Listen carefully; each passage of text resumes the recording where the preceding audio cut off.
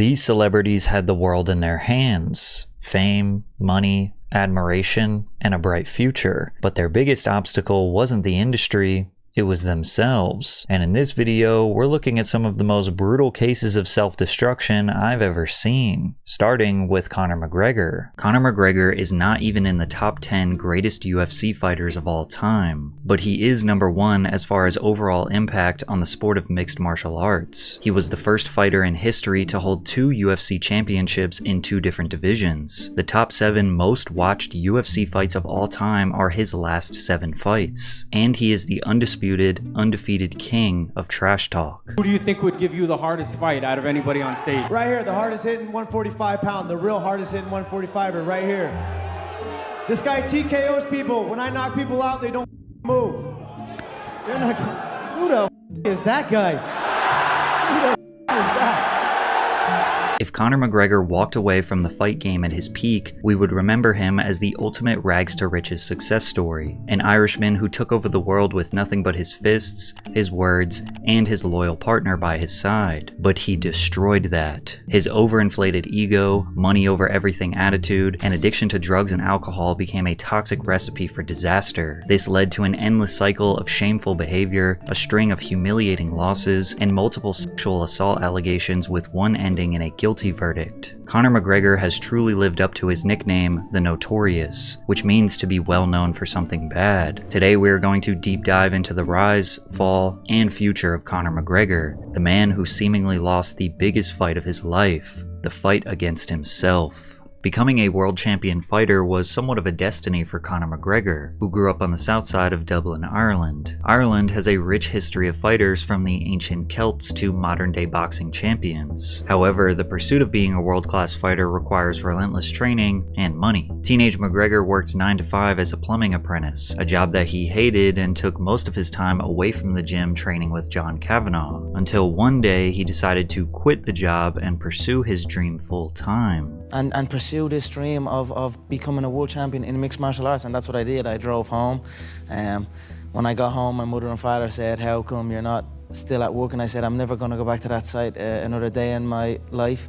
And then all hell broke loose. But This was a risky move, but his coaches and his family realized Conor was destined for greatness on February 17th, 2007, where at the age of 18, McGregor made his mixed martial arts debut in an amateur fight against Kieran Campbell. After destroying his opponent via TKO in the first round, he turned pro and was signed by the Irish Cage of Truth promotion. Conor was more motivated than ever, and nothing could distract him on this path to glory, besides one young woman named Dee Devlin, who would soon become the foundation he didn't realize he needed. We met at a friend's party like way back, and then the usual social media, a little bit of a like here and a like there, and then a message, and the new age way of meeting. Which social media at the Bevo. time? Yeah. Before the world was cheering Conor's name, before he was a multi-millionaire, Dee Devlin was doing everything she could to support his dream. He's never gonna lose, you know, in my eyes anyway. Definitely not. Yeah. Conor go training up in Rathkill till about 10. When SPG was up in Rathkill, he used to go till about 10. We just drive home, listen to music, and Conor be saying, "Look, one day, yeah, A dream. one day, and here we are." Her loyalty to him did not go unnoticed, and he made it his mission to make sure she was taken care of. that's a good look. My girlfriend has been there from the start. She's helped me throughout this career. If it wasn't for her, I probably wouldn't be where I am today. So definitely I look to spoil her. She does not work anymore. I essentially hired her. That to me was a special thing to be able to do. My girlfriend worked very hard throughout the years coming up and stuck by me when essentially I had absolutely nothing. I only had a dream that I was telling her. So for me to be able to take her out of work and give her everything she's ever wanted and take her to see to travel the world with her, that fills me with pride, so it keeps me going. With Dee by his side and a small circle of highly skilled coaches and trainers, he would go on a 8-fight winning streak from 2011 to 2012. Conor won the Cage Warriors featherweight and lightweight championships, making him a 2-division champ in the promotion. As you can imagine, Conor felt unstoppable. No matter what people say, people can put me in a room, people could throw bricks at me and call me every name under the sun. I'd still walk out there thinking I'm the Don Juan, you know what I mean? Thinking I'm the number one. That's the way I just feel. I don't give a about nothing else, you know what I mean? However, Conor did not get the chance to defend his 2 titles because he just earned himself a contract with the #1 combat sports promotion in the world, the UFC, and it only took 1 minute and 7 seconds to defeat his first opponent, Marcus Brimage. Thank you very much.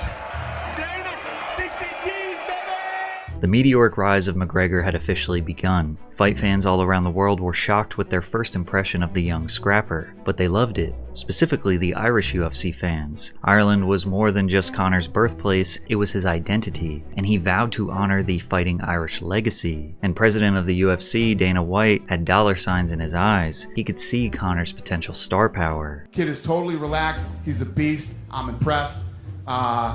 Dresses well. Handsome kid. Seems pretty smart. Conor quickly started steamrolling through the featherweight division. His fight style at this point is what made him so lethal, and abandoning this would ultimately lead to his demise. Most people remember him for his lethal left-hand knockout power, but in the beginning, he relied on it less. His stance was wide and karate-like, complemented by unorthodox movement, constantly bouncing in and out of range, using lateral movements to create angles for his strikes. He remained light on his feet, which allowed him to quickly deliver spinning back kicks and front snap kicks to the body. As if that wasn't scary enough, he could read his opponents while remaining calm, seemingly unfazed while standing toe-to-toe with another warrior. But that calm and collected confidence quickly turned into cockiness, specifically around the build-up for his 2014 fight against Dustin Poirier. His weakness is obviously his chin. Don't get me wrong, I like the kid.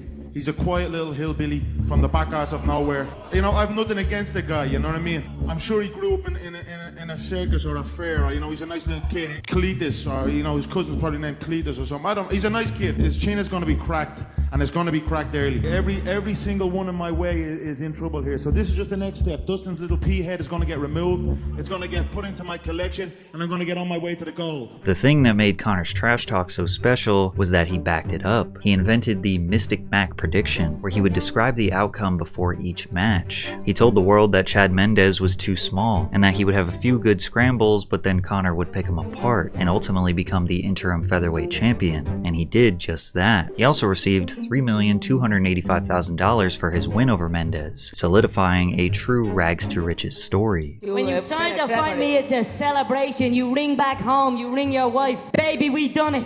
We're rich, baby. Conor McGregor made us rich. Break out the red panties. We're rich, baby. So don't say you would not take that fight, because you would take that fight like everyone else up here would take the fight against me if it was offered, regardless of belts or any of that shit.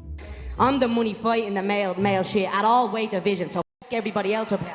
But even though the belt was wrapped around his waist, it had an asterisk next to it, as he was technically the interim champ, so his real, undisputed chance at glory would be against Jose Aldo. The UFC 194 press conference was held in Ireland, where not a single person was rooting for Jose.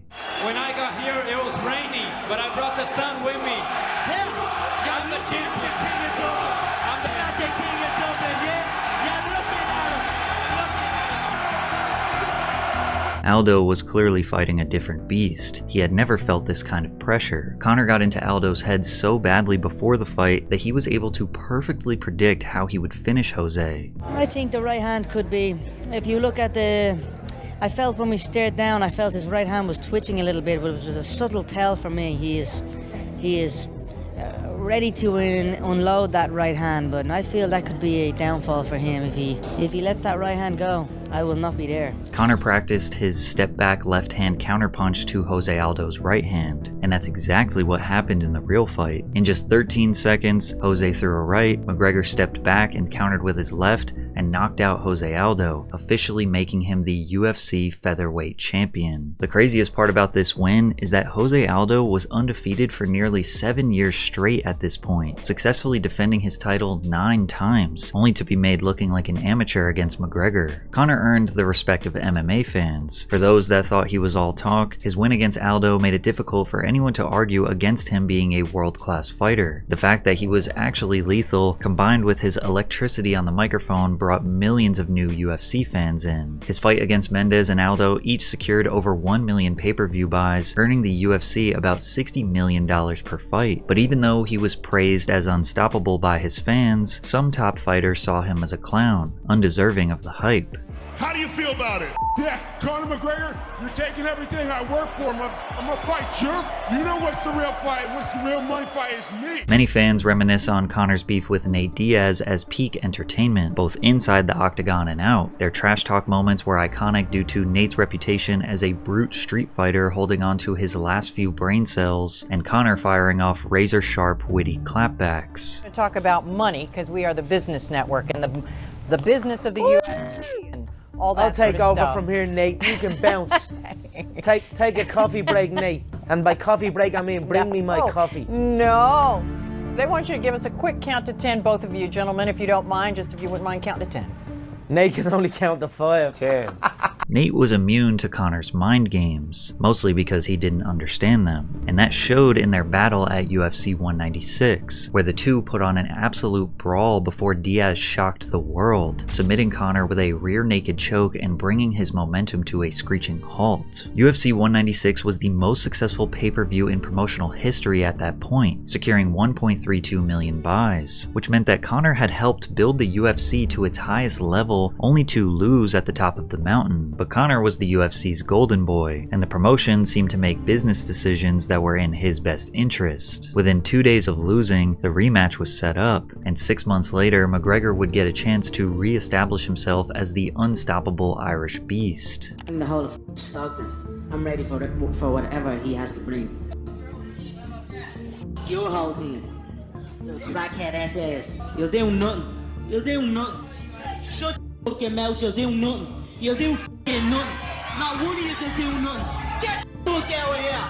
Fuck you. Conor being the underdog built more hype than ever seen before in the UFC. Droves of new fight fans started pouring in, and the event broke the record they just set, making UFC 202 the highest selling pay-per-view with 1.65 million buys. It is still the second highest selling event they have ever done. The fight was a vicious blow-for-blow bloodbath. Conor still had never been knocked down in his entire career, proving that he didn't just deliver damage, he could take it too. The fight came down to a judge's decision, and many still debate that Nate actually won, but Conor was awarded the victory, successfully redeeming himself at the peak of the UFC mountain. Give us your surprise, surprise, motherfucker! The king is back! Conor had even more negotiating power. The UFC was at his fingertips. Instead of going back down to featherweight to defend his belt, he demanded a title shot against Eddie Alvarez in the lightweight division, where a win would make him the first fighter in history to hold 2 championship belts at the same time. The fight was made quickly, scheduled less than 3 months after his win over Diaz, again proving the UFC was prioritizing his interests. And during the build-up for this fight, Eddie made a crucial mistake, trying to go back and forth with Conor on the mic. I feel Eddie. I've nothing against. Be careful. I've nothing against Edward. Oh what? Oh what? Careful. What you gonna do? You gonna do something over there? Be careful. Shut your mouth. I run New York. I run this whole. And Mr. Mackie Dix, I'm gonna KO you inside 1 round. His question is, why you talking? That's his question. Why the you up there talking? Say it like it is, you're blessed. You're blessed that I chose you. You're blessed that I chose to whoop your ass next. No, I came for an apology from him. I want an apology for saying my wife and kids. Suck these big Irish. This was trash-talking Conor at his peak. Funny, exciting, unpredictable, and still capable of backing up his words. Don't give a what Eddie says. The Irish are back. We've taken back control of New York City. I run New York City. I'm a fucking pimp. Rocking Gucci Mink. And without me, this whole shit sink. They practically sold out Madison Square Garden just to do the weigh-in. The magnitude of Conor McGregor's fan base was unprecedented, and surely anyone else would implode with nervousness. But on the historic night of UFC 205, Conor looked as relaxed and focused as ever, knocking down Eddie 3 times in the first round, and then ultimately getting the TKO finish in round 2 to become the first champ in UFC history. I've spent a lot of time, Joe, slating everybody in the company. Backstage, I'm starting fights off everybody. I've ridiculed everyone on the roster. I'd like to take this chance to apologize to absolutely nobody. The double champ does what the he wants. This is what I dreamed into reality. Oh, that looks good.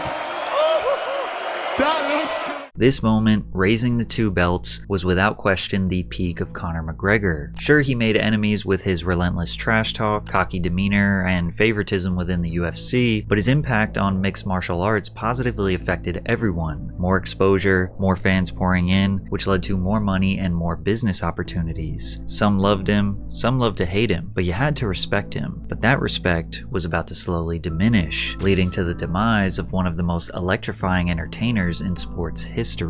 For the first time in his career, McGregor started to slow down, and it made sense. He took no breaks on his ascent to the top, and he was expecting a baby with his unwavering girlfriend Dee. But since he refused to defend the featherweight belt that he won back in 2015, he was forced to vacate his title, ending his time as the two-division champion. His agent said, "No matter what happens, nobody will ever be able to take those belts away from him. Nobody has beat him for those belts. So the way I look at it is, whatever business decision Conor decides to make, it's a smart one." It became abundantly clear that smart business decisions were Conor's top priority. No true champion would just let their title be stripped from them, but Conor was made an offer he simply could not refuse: an exhibition fight against the undefeated boxing world champion Floyd Mayweather. One singular bout that was set to make him more money than his entire UFC career combined. From the very beginning, real fight fans looked at the McGregor vs. Mayweather bout as a cash grab. Floyd was a retired 40-year-old and Conor was not a boxer. It was a win-win situation for McGregor. Either he knocks out Floyd and gives the undefeated legend his first loss, or Conor loses and everyone says, yeah, well, he's not a boxer. The build-up was one of the most over-the-top and chaotic promotional tours in combat sports history, with 4 different massive press conferences where the two did these long, drawn-out speeches and stood toe-to-toe, seemingly pretending to hate each other. It felt way less genuine and personal than any beef we have seen Conor in before. It was mildly entertaining, but mostly awkward and exhaustive.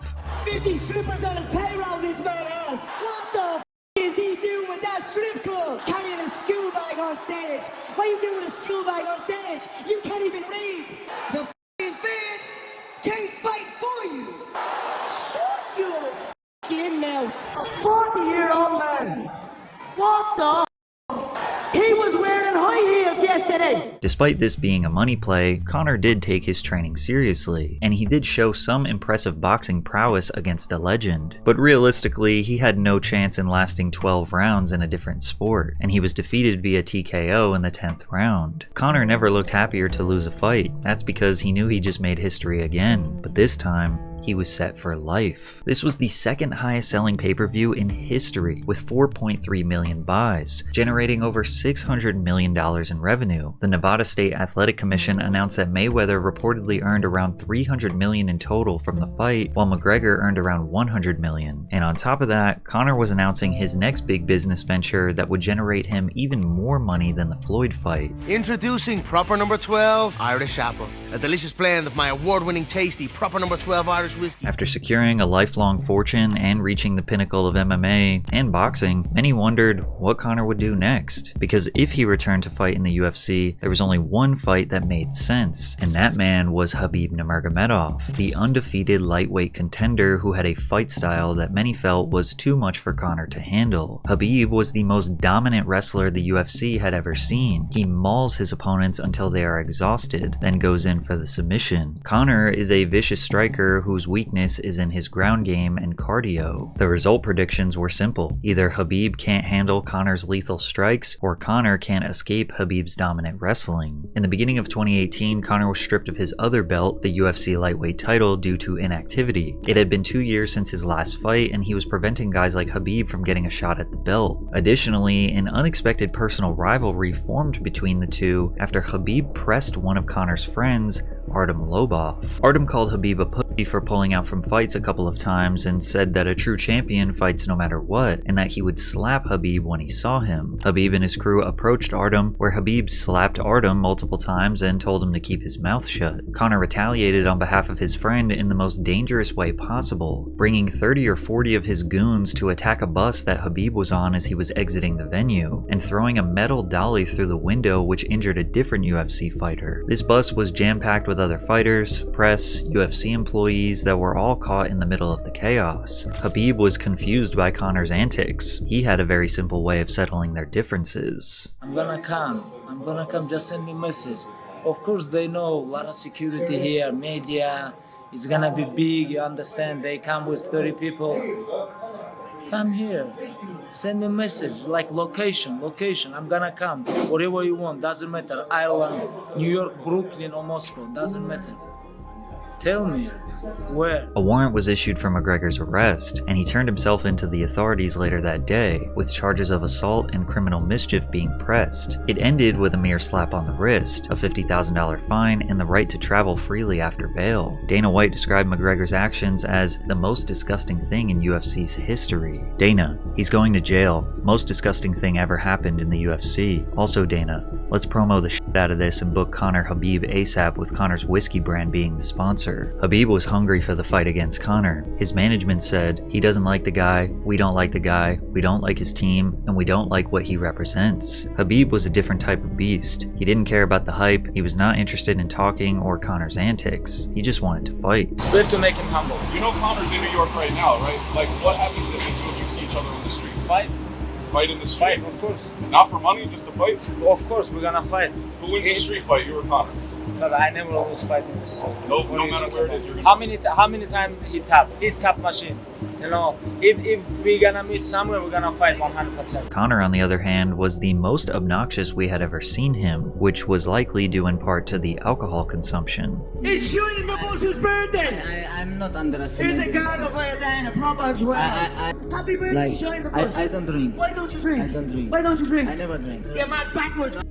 Yeah, dead when I get my hands on you, do you hear me? All drink. Get me and the Irish Boston animal, Dana, was the OG of the fight game. Conor was trying to play psychological games with Khabib, insulting his father, his country, his religion, desperately trying to get a rise out of Khabib. I never want to take picture with someone. Doesn't matter. It's president. Are you disrespecting your president Vladimir Putin? No, why not? Are you disrespecting your president Vladimir Putin? No. Explain what you mean. Are you disrespecting? Okay, I'm gonna explain. Sit. I'm gonna explain. Fake rat. About fake picture. respect out of fear. Okay, That's all about these picture. men are known for. They were chased from the land to the edge of cliffs. My family, my bloodline, the McGregor clan, we stood and we fought. We fought the English Empire. So much so that our name was banished for 100 years by King James at the time. Okay, why you guys change your language? Shut your mouth. You guys have your own language. What's wrong with you? No matter what type of spectacle Conor tried to make, Khabib's direct, straightforward energy just made Conor look foolish.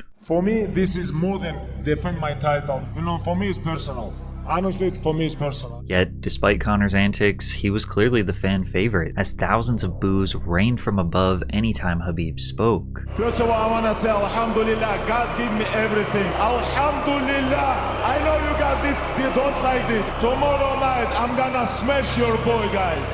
I'm gonna smash your boy. The hype for this fight was unimaginable, and the UFC had predictions that this was going to be the highest selling pay-per-view of all time. When the two men stepped into the ring at UFC 229, there was no more time to talk. Conor did press forward in the beginning, but he came in flat-footed, anticipating Khabib's takedowns. He was absolutely mauled in the first 2 rounds, with Khabib nearly TKOing him. Conor was breathing heavy, exhausted, looking like he was regretting every bit of trash talk. Some argue he actually won the 3rd round, but it's only likely because Khabib was resting. At the end of round 3, Khabib said, "Let's talk now," and Conor replied, "It's only business," which Khabib interpreted as him waving a white flag, a sign of weakness, begging and pleading for his life. Ultimately, Khabib decided to finally finish this thing and submitted Conor via neck crank in the 4th round. He said he would make Conor tap, and that's exactly what he did. Then, all hell broke loose. Khabib jumped out of the cage after the bell and attacked Conor's team. Then Khabib's team jumped in the ring and sucker punched Conor. We knew this fight was personal,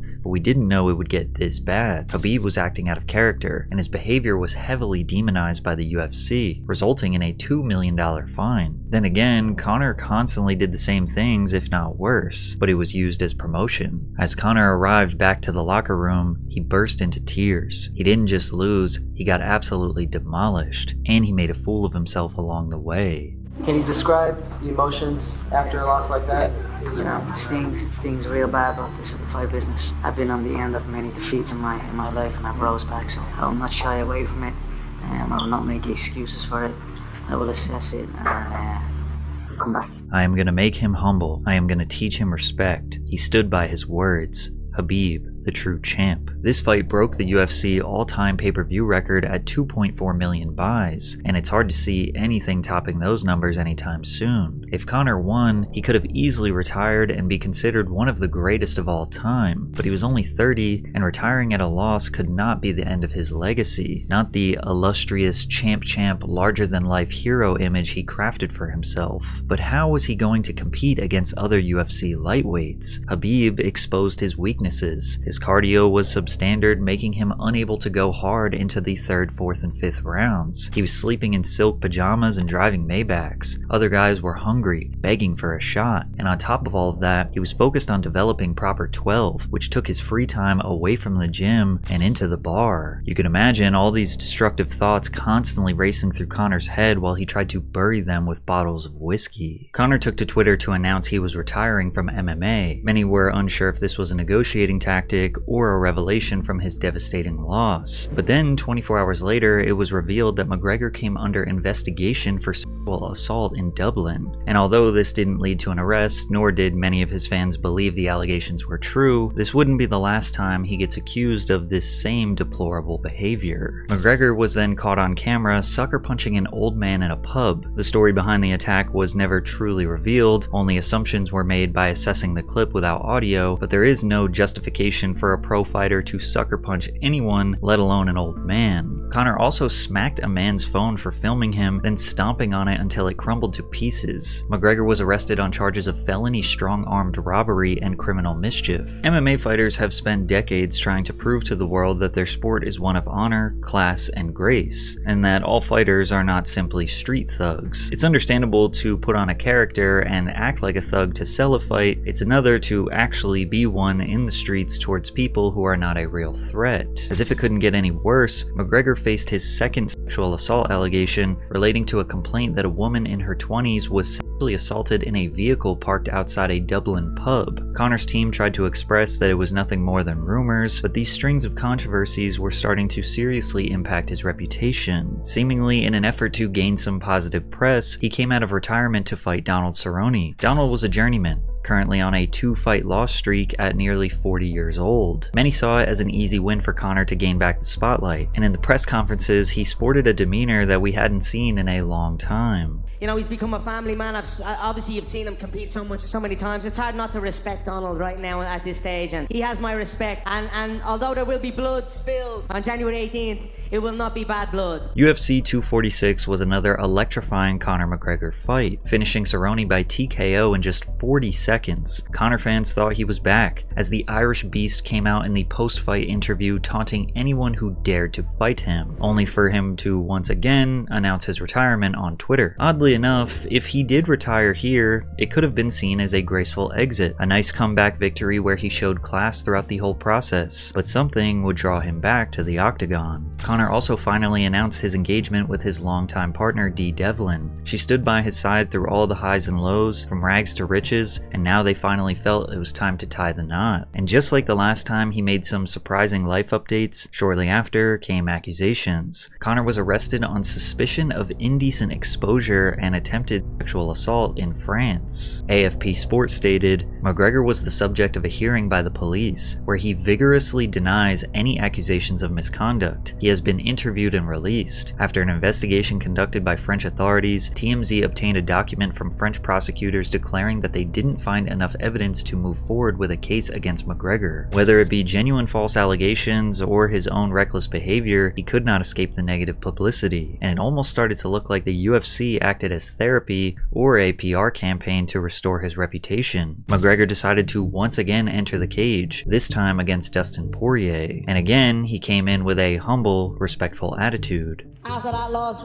many years ago, he rose up, became champion. He's given so much back. I'm honoured to share this octagon with this man. I know we have this competitive fire, and it's still there. There's still that, in us, denying that. We have a clash, and it's going to be a good firework-filled bout. The respect is admirable for this man from me. Don't want to make it seem like we're up here giving each other back massages, but Conor's, I just want to clear the air. Conor's team, McGregor Sports Entertainment, did reach out to my foundation, the donation to the Kid Fight Foundation, and we have huge plans for that. that. So Conor, man to man. Pleasure, brother, my pleasure. You're gonna help a lot of people with that. Those who didn't know what was going on behind the scenes just felt that Conor was being a gentleman. Others like to remind everyone that Khabib said he would humble him, but it was refreshing to see a more subdued and honest McGregor. Unfortunately, it didn't help his competitive edge. Dustin Poirier chipped away at Conor's front leg with brutal calf kicks. This hurt his mobility, stability, which left his face wide open. Dustin let his heavy hands fly and became the first opponent to ever TKO Conor in the UFC. This challenged the idea that Conor is one of the best strikers ever in the game, as he just got outstruck. Despite Conor losing the fight,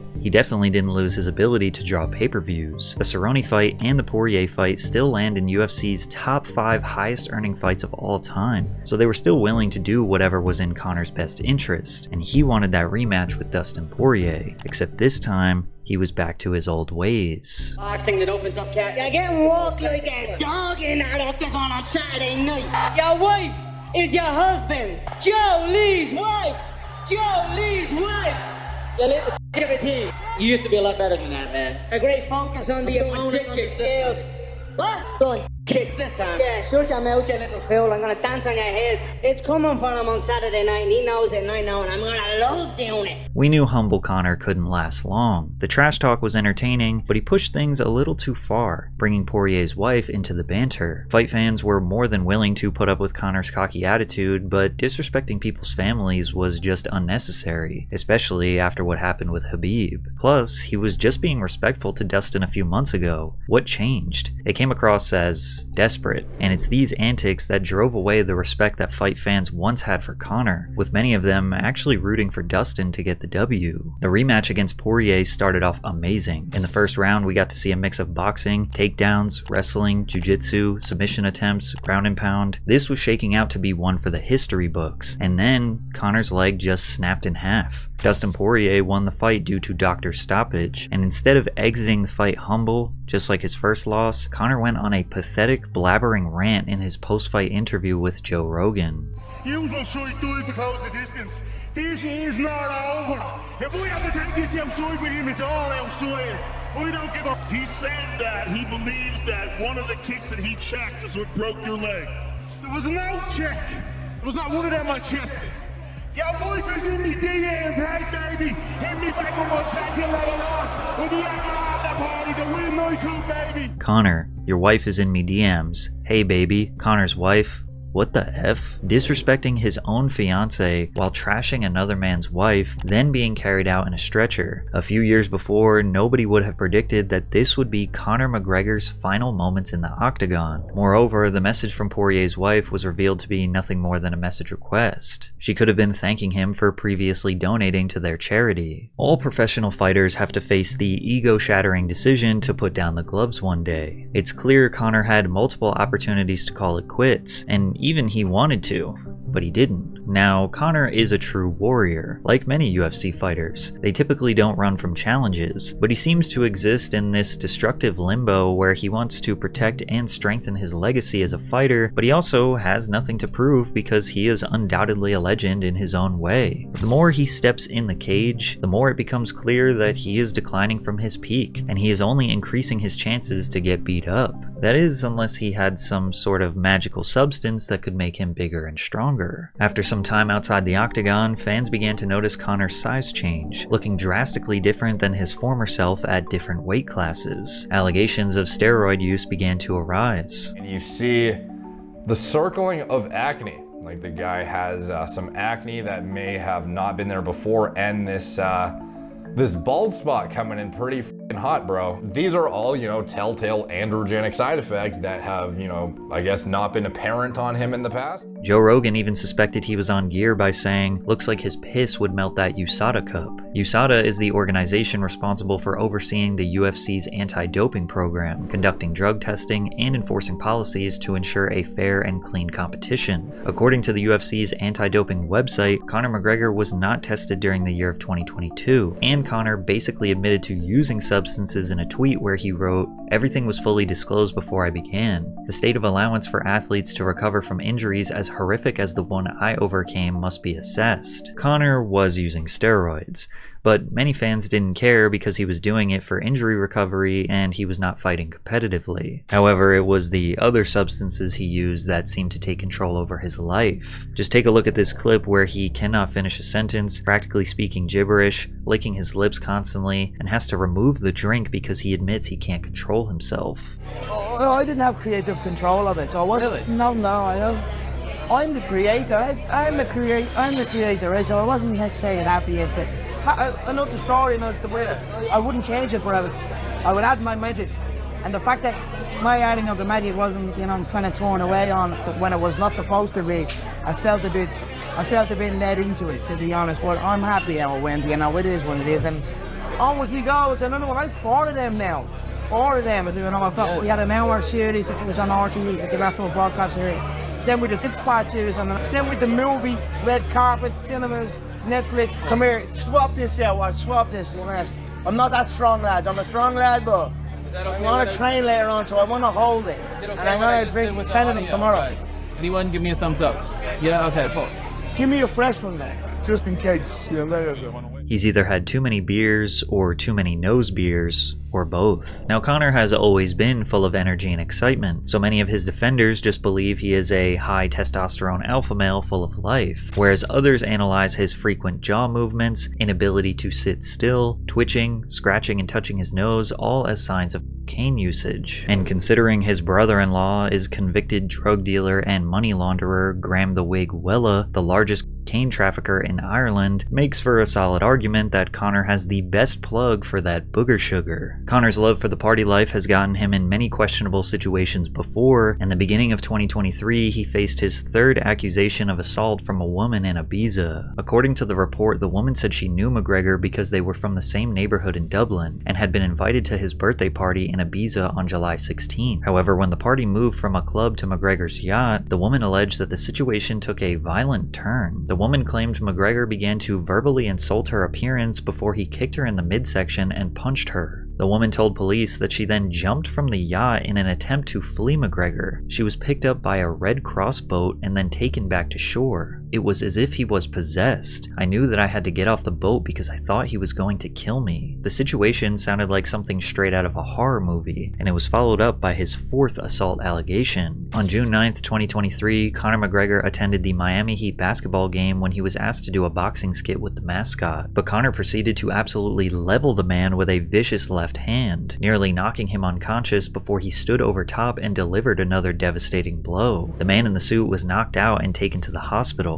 That very same night, in the same venue, McGregor was accused of assaulting a woman in the bathroom. According to the alleged victim, McGregor violently forced himself on her in a VIP men's bathroom at Garcia Center. She said that McGregor aggressively kissed her before also attempting to force her into multiple X-acts. She then took it one step further, pointing the finger at the Miami Heat and NBA security for aiding McGregor in the attack by separating her from her friend and forcing her into the bathroom. A video was released of the incident where it looks like Conor comes out, holds out his hand, and she grabs his hand as they consensually go into the bathroom surrounded by security. And they were also seen chatting with each other at a party. Conor vehemently denied the allegations. After a thorough investigation, including a review of videos and interviews with eyewitnesses, the authorities have concluded that there is no case to pursue against Conor McGregor. After successfully beating every case and allegation, many people believe that Conor is just a target of others looking for a payday. But there is one common denominator with all of these controversies: the party life. Conor has said it himself. If he's not busy, that would be destructive to his life. I like to be kept busy.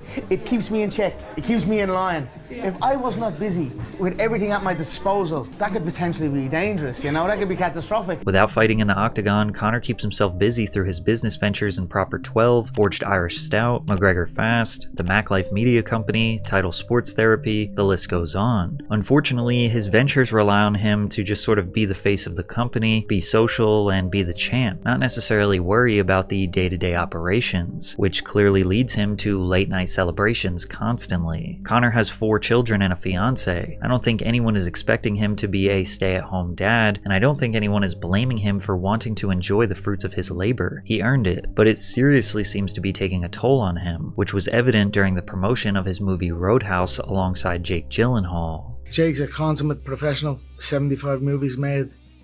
You know, I'm blessed to have entered into the movie alongside him. He has 75 movies made. I have 75 bar fights made.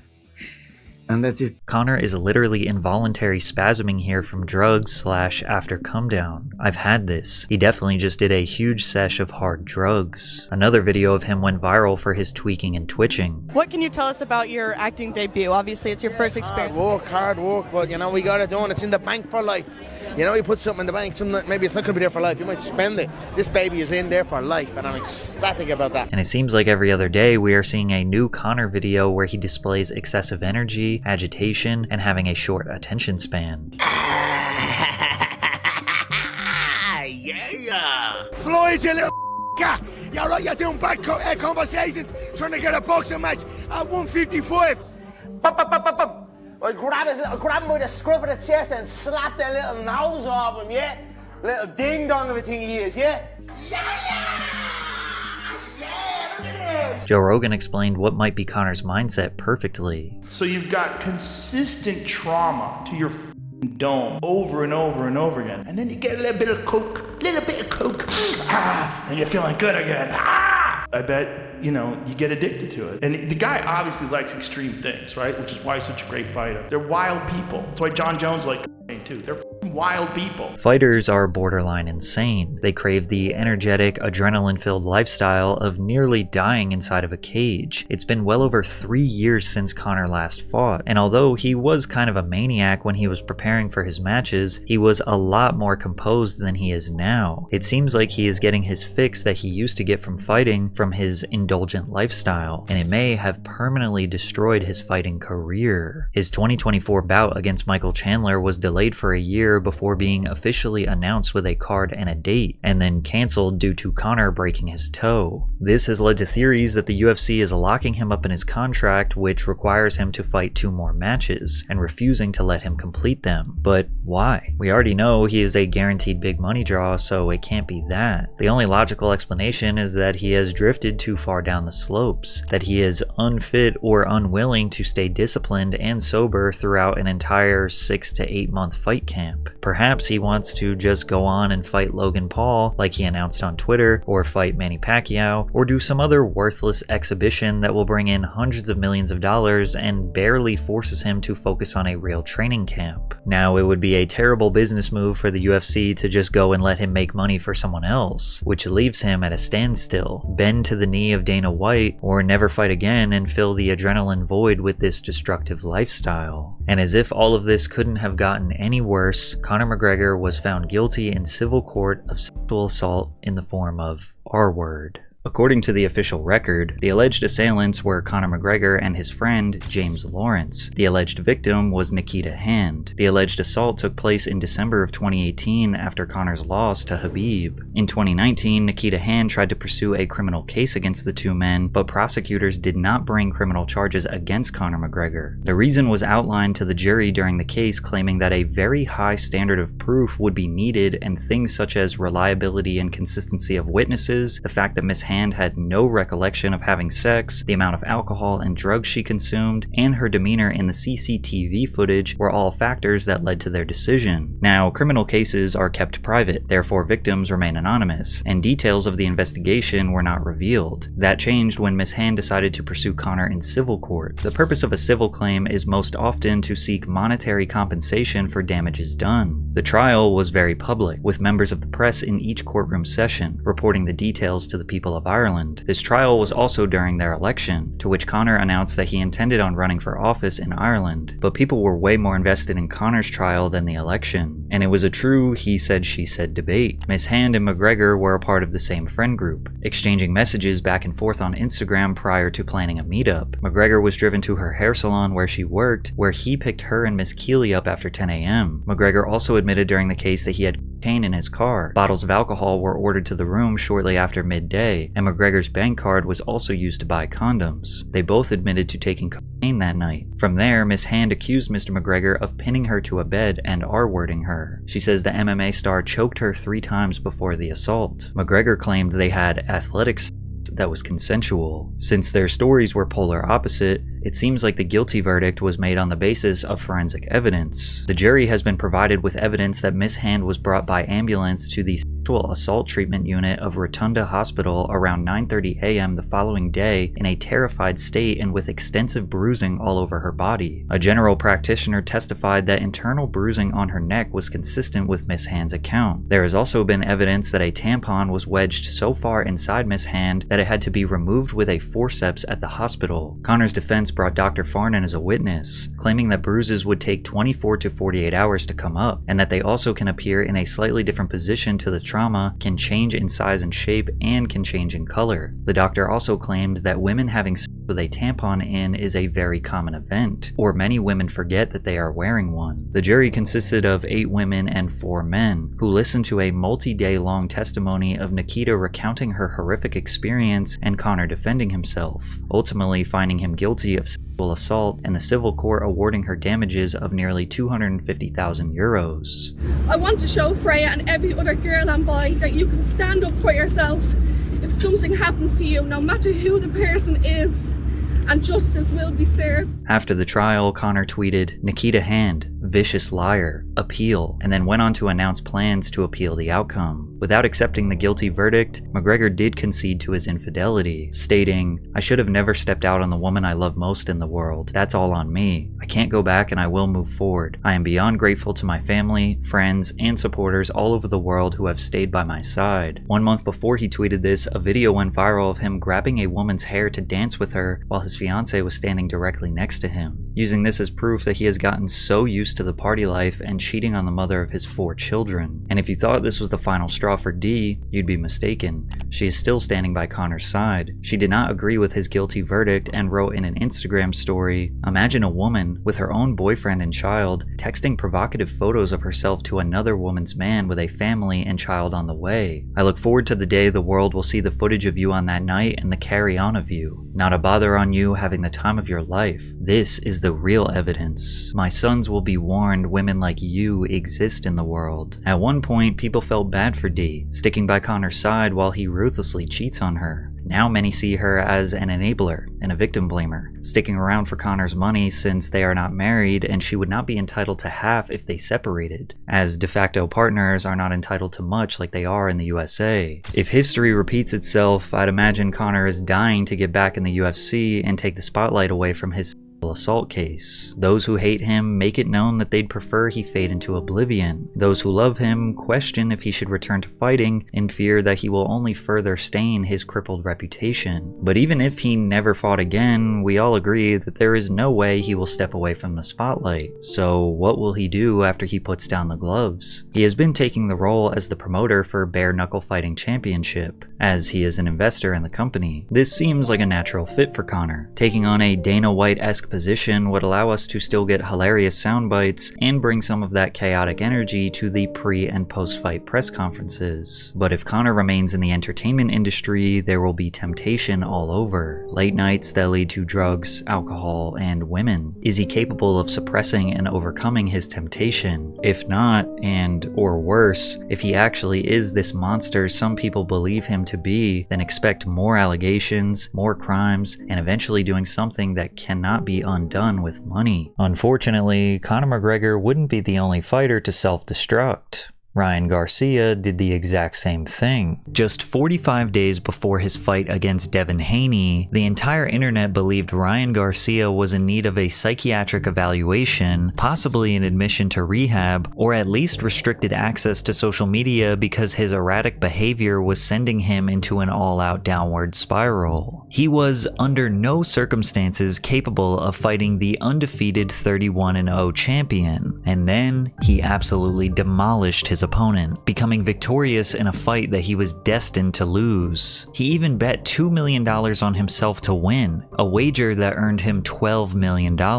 Ryan trolled his opponent, the world, and everyone went from calling him crazy to a genius. But Ryan was a ticking time bomb. He has an ego the size of Mount Rushmore, a clear alcohol addiction, and an evil darkness inside of him that finally revealed itself during a Twitter rant that got him banned from boxing forever. However, to understand how it got so bad, we must go back to 105 days before his fight, where Ryan announced that he was getting divorced from his wife, Andrea Salina. Ryan's wife, Drea, gave birth to their second child on December 23rd, 2023, but they waited to post about it on social media until January 5th. Less than 1 hour after Ryan made the post, he also made a formal statement that he would be getting a divorce from the same woman who just gave birth to his son. The narrative that Ryan divorced his wife within an hour of their son being born permeated throughout the internet. Ryan said that this was not true and that he just decided to announce to the public both of these major life events at the same time. People who despised Ryan looked at this as a cowardly move, and that he was a deadbeat. His fans speculated that maybe this woman cheated on him, or maybe that this wasn't actually his child, but the court documents say that they split due to irreconcilable differences, which doesn't really help us understand the truth. Regardless, going through a divorce is extremely stressful, especially when there are children involved. People began noticing a transformation in Ryan. He seemed to have gained weight. His face looked bloated. His speech was slurred in interviews. He was constantly twitching and moving around. Just look at the before and after differences in his speech, clarity, and body language. I think that's the most important thing in my life. That's the thing that keeps me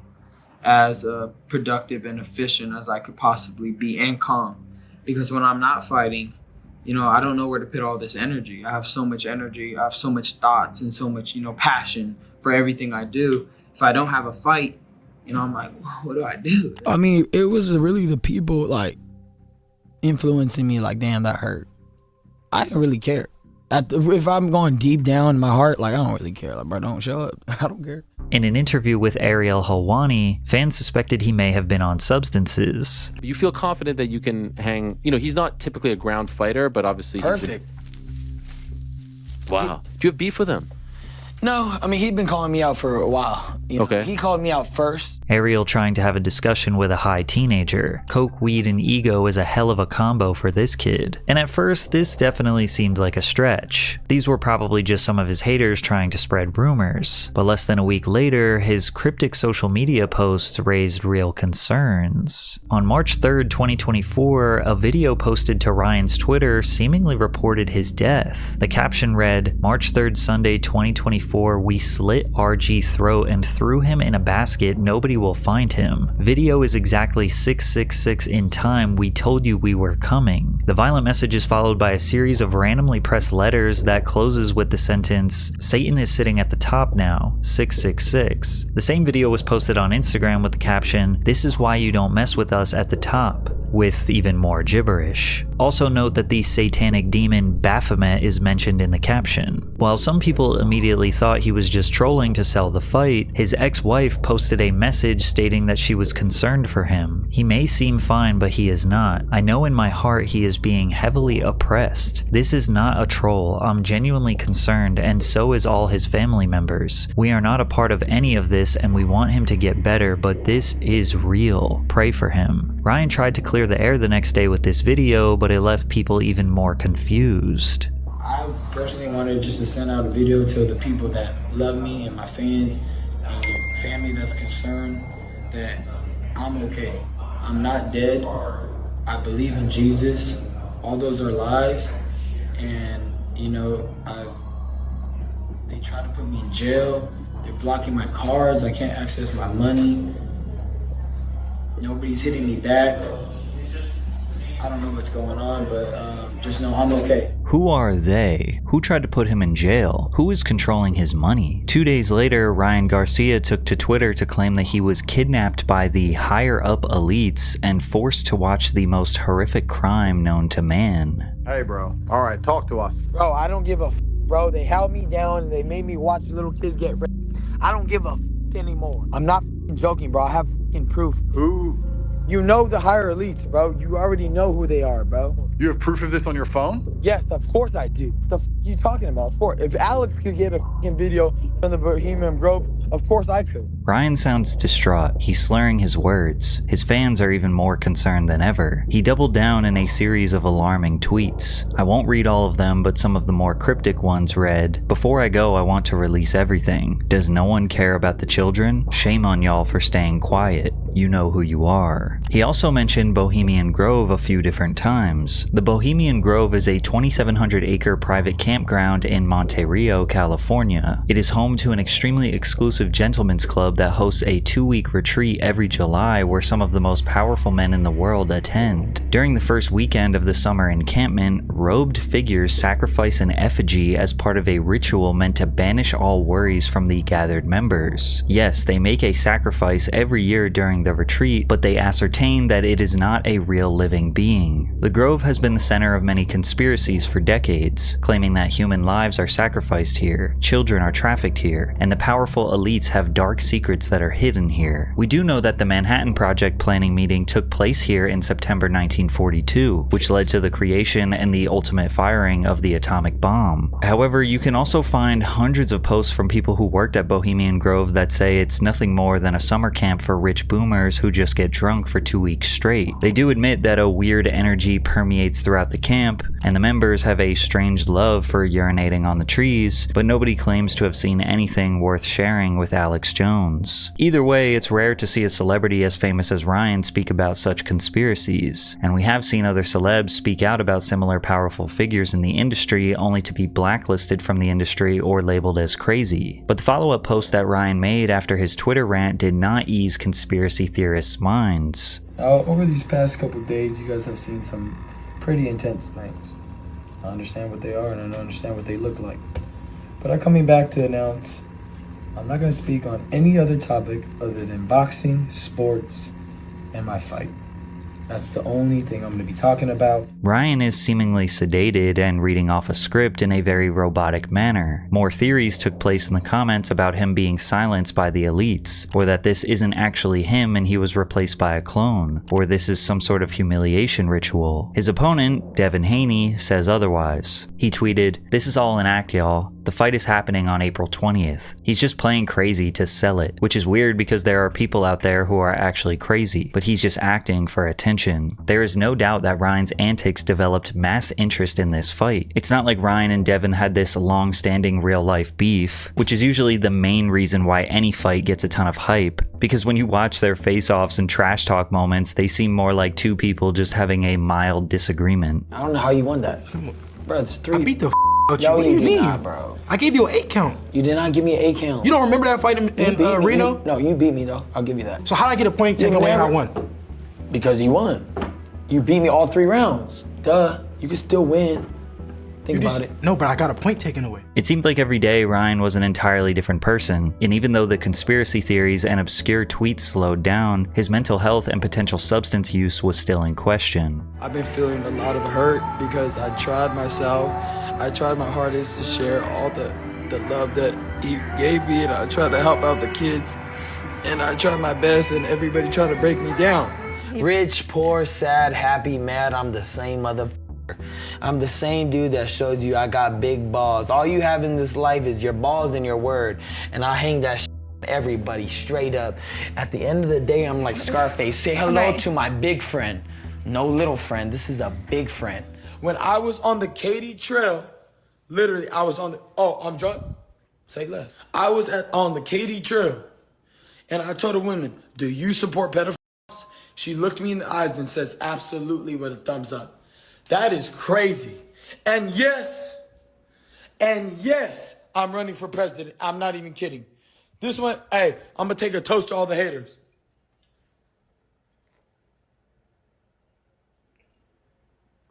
Empty, drank it all myself. But despite what the internet had to say, Ryan was confident that he would win this fight. He had so much confidence that he did not seem to take his opponent seriously. You might hear me singing one of my songs between the rounds and just like, no. You wanna hear one of my songs? I can just make a new one. NGQ, doing what I do. All white, looking nice. Okay, come through. He even showed up to the weigh-ins drinking a beer. Ryan made a deal with Haney's team beforehand that he would pay them $500,000 for every pound overweight he was, which ended up being a bad move because Ryan weighed in at 143 pounds, meaning he owed them $1.5 million, but he honored his deal and paid them the 7 figures. If a boxer comes in overweight, they can technically disqualify him, but Devin Haney insisted that he did not care and the fight should go on. And at any point, did you consider not taking the fight considering he missed weight by over 3? Of course not. It don't matter what weight he came in. I'm a true champion, and I will show it. It was now just a couple of days before the bout, and the boxing world was convinced that Ryan was crashing out and this would be one of the most devastatingly one-sided fights in history. It's also important to understand that Devin Haney was undefeated, so it seemed like a no-brainer that he would walk away with the W. I mean, that's for sure what the odds makers thought. The odds for Devin Haney to win were overwhelmingly favoring him, somewhere as high as -900. -800, but the average seemed to be around -600, which means that you would have to bet $600 to make 100. The odds for Ryan to win were placed at +550, meaning your bet would be multiplied by 5.5 if Ryan won. And a lot of people lost a lot of money that night, because even though the score indicates Ryan won by split decision, he dominated Haney in the ring, knocking him down 3 times even though it should have been 6, because Haney managed to hang on to Ryan's waist for dear life. He was there for a brawl, and he came out victorious. Against all odds, against all insanity allegations and potential alcohol abuse, Ryan gave Devin Haney his first loss. And within 72 hours of the fight being over, he sat down with Patrick Bet-David and told the world that this was a master plan to convince everyone he was crazy so they doubted him. I mean, my cameraman Chance, Ajay's there. Hey, we have it pre-recorded months ago. What did I say was gonna happen? I said, I'm about to make sure everybody thinks I'm gonna go crazy. I'm gonna do this, I'm gonna do that. Wow, it's just gonna be called The Great Escape. Like, I have it all documented. I was already planning it, weeks and weeks and months behind. And I was not gonna budge for nobody. It didn't matter if I went on his podcast, anybody's podcast. I was acting like sporadic, like crazy. I'll go on. Your mannerisms, you were just like spaces. I'll do this with my nose. Like, it's just a tick. I had everything. But then you make adjustments too. What was real though is at times I did drink a little bit during camp because I like to drink. Ryan claims that basically all of his pre-fight antics were a lie, besides the drinking, which does explain his face being so bloated. But he did tell Jake Paul on a FaceTime call that the beer he drank at the weigh-ins was fake. Yo, do you have extra beer? Yeah, I could get you one. Alright. You said it was what? It was apple juice and sparkling water. Oh, What do you... Just poured it out and we're like, watch, we're gonna go crazy with this shit. Yeah, I thought it was real. And although faking multiple manic episodes is definitely a twisted way to get attention, he did double down on his advocacy for crimes against children. There's actually really people in the front lines of all this. I'm in contact with them. His name is Jaco. I'm not gonna say his last name, but basically he's a big advocate. He goes to Congress all the time to speak about child trafficking, and he could confirm all these things. The kids, did you actually have videos of kids, things that I actually do. I do have videos. You have videos? Yes, we have videos. Who has seen them? Who have you shown them to? The guy Jaco. He has them. We're gonna go to Congress with it. But the most shocking story that came from this was that Ryan wagered a $2 million bet on himself to win, which, yes, is legal. Boxing is the only sport that allows athletes to bet on themselves. However, they cannot bet on themselves to lose, obviously. Since Ryan's odds were at +550, that would mean his payout would be somewhere around $10 to $12 million. There's a story of you bet $2 million on yourself. No. Is that a true story? It's a true story. And you made $12 million? I made $12 million. Sick. Yeah. That was cool too. But basically, I gave everybody the word to place that bet. I just felt like really disrespected by Vegas. And in my head, I said, this is going to be the biggest loss Vegas ever had in a minute. Because they're like, I just felt like it was disrespectful. Now, we don't have any proof that Ryan made this bet. He is the same guy who lied about literally everything leading up to this fight, so at this point, it's kind of hard to believe anything he says. But the entire internet did a 180 overnight. No more calling him crazy. Now, they were calling him a genius. But just before Ryan could walk away, the genius Victor who played the world and got filthy rich, breaking news hit just days after the fight that Ryan tested positive for performance-enhancing drugs. ESPN reported star boxer Ryan Garcia tested positive for the performance-enhancing substance Ostarine the day before and the day of his upset win over Devin Haney last month. Now, there is a due process that people need to respect when it comes to a fighter testing positive. They have an additional B sample test to essentially double-check the results. These trials take at least a few weeks, sometimes even months, to 100% certify that someone is guilty of doping. However, the very next day after the news broke, Devin Haney went on ESPN to essentially declare Ryan as a cheater. During the build-up, we've seen a lot of interesting things from him. We've seen his character. We've seen the guy cheat. we see the type of person that he is. Ryan immediately proclaimed his innocence. These dudes are weirdos, bro. They're trying to take a young Christian man down. I would never ever take steroids in my life, and we already know that. I don't cheat, bro. This is God-given. I'm a Mexican, strongest.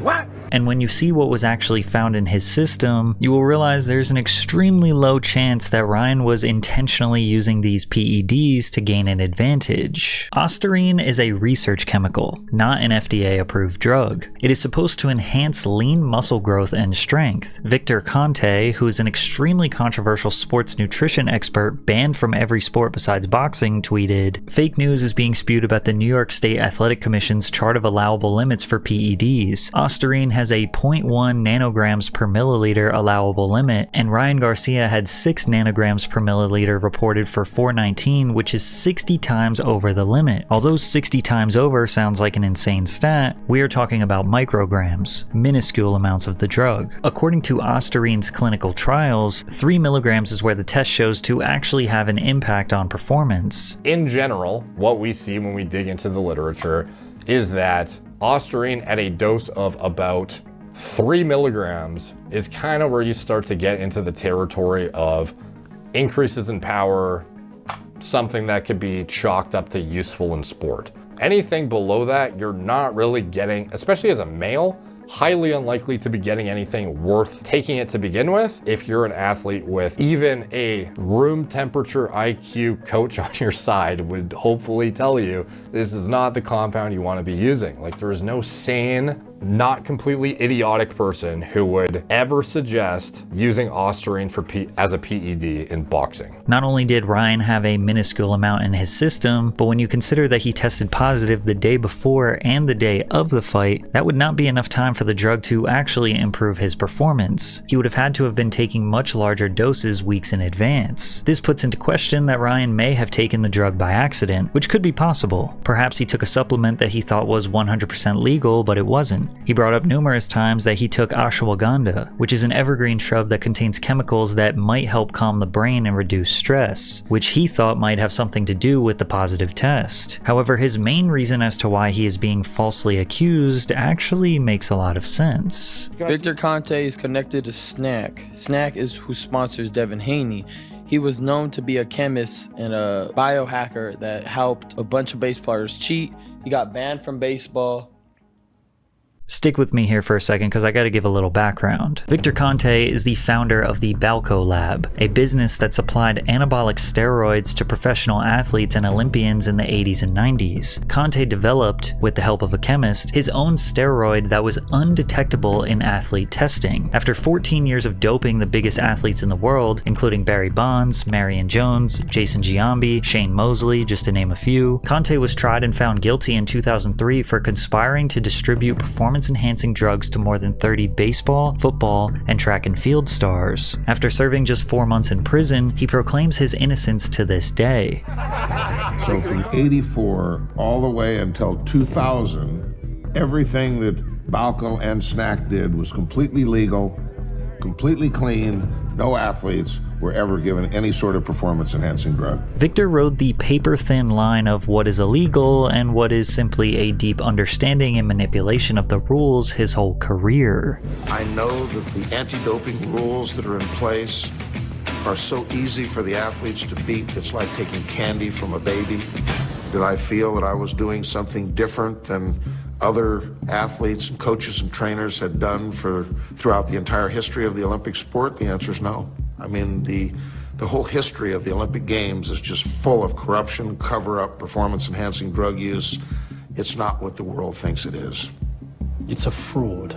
It's a fraud. Despite Victor's crimes, he got right back into the world of sports nutrition after being released from prison. But this time around, he was claiming to be an anti-doping advocate. He started a new company that is basically the same as Balco called Snack, which is his supplement company that they say has been pioneering the expansion of human potential by utilizing clinical science to drive athletic performance. Snack is a sponsor of Devin Haney, who works one-on-one with Victor Conte. Additionally, Victor Victor has associations with VADA, the Voluntary Anti-Doping Association. VADA is the company that performed the drug test on Ryan. Now, Victor is not the owner nor founder of VADA, and they claim he has no association with the company, but he is very much an outspoken advocate for them. And I became an outspoken anti-doping advocate in 2005, so I refer my fighters to VADA. That's the extent, of my relationship. Did I introduce Margaret Goodman and Flip Homansky that run VADA to people like Dick Pound, who was the founding chairman of WADA, the World Anti-Doping Agency, and others that helped them be able to do the testing at WADA accredited labs? Yes, I made some introductions, but nothing more than that. So is it suspicious that the guy who literally created steroids that don't show up on drug tests works directly with Ryan's opponent and is a huge advocate with ties to the company that is doing the drug test on Ryan? Well, that's up for you to decide. Ryan Garcia has been served a 1-year ban until April 20th, 2025. His victory was removed from him and ruled as a no contest. Therefore, Devin Haney technically retains his undefeated record. Ryan also had to forfeit his prize earnings of $1.2 million. Luckily, he bet on himself, unless the Vegas pit bosses are trying to track him down and get their refund as well. At the end of the day, it is Ryan's responsibility to know exactly what goes into his body. He knows how serious drug testing is in this sport, and if the legal limit for a drug is 0, then anything over that is cheating. End of story. Even if it was an accident or a setup. Having specific drugs in your system on the day of the fight is against the rules and considered cheating. However, I do find it odd that Victor Conte said this. Let's, for just a moment, talk about Devin Haney, my guy, and how horrible this is for him that he has to deal with this stuff. And until we get a reasonable explanation from Ryan, the burden of proof is on him to prove there was no intent to cheat. Because otherwise, I don't care if somebody snuck into your room and spiked your toothpaste, you're going to be responsible. It seemed very specific that he mentioned someone sneaking drugs into their opponent's toothpaste as a setup. I mean, I didn't even know that was possible, so kind of sounds like someone who is speaking from experience. Now, with Ryan feeling like he was set up, combined with his excessive alcohol consumption, his life began crashing down. His mother was diagnosed with cancer and he tweeted, "If my mom dies, I'm going with her." 1 week later, he was arrested in Los Angeles for felony vandalism after a Beverly Hills hotel accused him of causing an estimated $15,000 in damage. Then the next week, he went viral again for his drunken antics at a poker game alongside other celebrities like Jimmy Butler, Ninja, and Dan Blazarian. Cheers. Is he gonna chug that whole thing? All right. Only a diamond would be insane. Wait, no, we don't actually, I'm different. It feels great. I love Jesus, and I'm feeling great. Are those pants just falling off? Even if you wanted to give Ryan the benefit of the doubt and see his perspective, he would send out some ridiculous tweet or go on a drunken rant that made you realize no 25-year-old should be acting like this. And on July 4th, 2024, he would officially cross the line. Ryan joined a Twitter space in a drunken stupor and in less than 6 minutes managed to finally do irreversible damage. Niggas are sending niggas to the ER, and y'all niggas worried about other people saying the ER, the hard R, when niggas are sending niggas to the ER. The fact that you're speaking on black crime, which doesn't get speaked about enough, you know what I mean? Because that is a real thing, right? Hey, guess what? I bet y'all hate me. George Floyd. That nigga was a crackhead, bro. He died because he had fentanyl in the system. Hey, let's go bring George Floyd back to life and kill that again. Relax. Hey, okay. Now what? Dad, you want to talk about what's going on in the world? You don't even know. No, shut the f up. Israel You're not or really like Palestine. that, bro. You're a culture vulture. You want to be a Muslim because Muslims support you. You weird, bro. You're like a gay ass fag, bro. Bro, f you and Muslims and f little kids, bro. F all you motherfuckers, bro. All you Muslim ass, weird ass. You're gonna regret saying all of this when you Guess what? I will never be touched because I'm with God. I'm with Jesus. I'm not regretting it. I swear to God, I'm not. I've never been touched in my life. Ryan, if you want to be a representative of Christianity, this is not the way you should be representing yourself. Shut the f up. My Kobe Jordan is a nigger. I f***ing hate him. I f***ing hate him. Yeah, f that nigger. Ryan thought he could just go on the internet and speak without consequences, because that's exactly what he has done for the past few months. But this time he finally said too much, and in less than 24 hours, Ryan Garcia was officially expelled by the World Boxing Council after the president tweeted, "I am hereby expelling Ryan Garcia from any activity with our organization. We reject any form of discrimination. I fear for Ryan's well-being as he has declined multiple attempts for our help with mental health and substance abuse." And if you thought Ryan woke up sober and had a moment of clarity after realizing he let the darkest part of his mind spill out onto the internet, you'd be wrong. And guess what?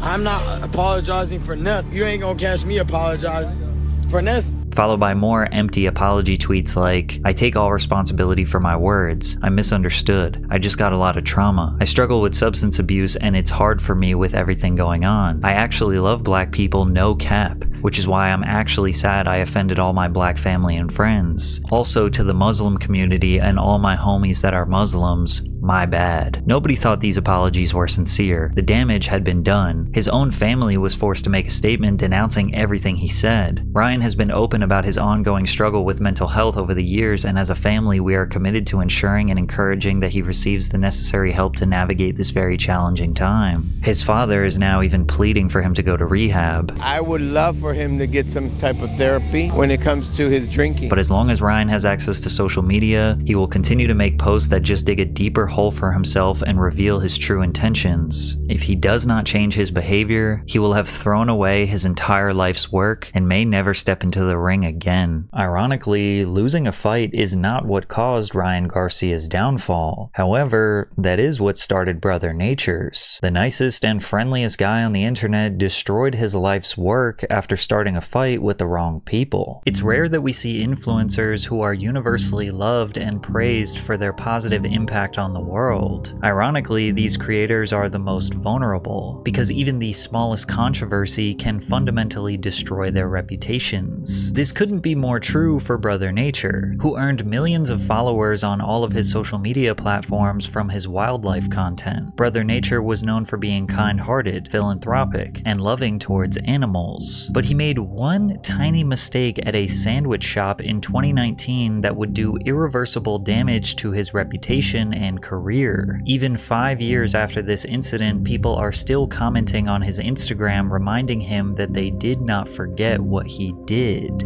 Today we are going to analyze the downfall of Brother Nature, who could not figure out how to handle his biggest controversy, and determine if he was a victim or if this incident just pulled the wool from our eyes and exposed who he truly is. And even though Brother Nature was known for being kind and wholesome, his social media career began out of jealousy and envy. One summer day in East Stroudsburg, Pennsylvania, Kelvin Pena was with his cousin playing video games. After coming out victorious, Kelvin went outside and was met face to face with a deer. Intrigued by the large animal standing in his cousin's backyard, he called him over. His cousin nonchalantly explained that the deer had been coming over regularly and becoming somewhat of a family pet. Kelvin and his cousin then interacted with the deer, feeding it while documenting the experience on Snapchat. Instead of being impressed by his cousin's ability to interact with wildlife, he felt envious and jealous. He wished to be as docile as his cousin. In a crazy set of circumstances, Kelvin found a deer in his backyard the moment he returned home from his cousin's house. Envious of his cousin's pet deer, Kelvin wanted one for himself. He enticed the deer with whatever food he could find, and when the two locked eyes, he knew they were best friends. Excited to showcase his newfound friend on social media, Kelvin needed to give the deer a name, and he chose the name Money.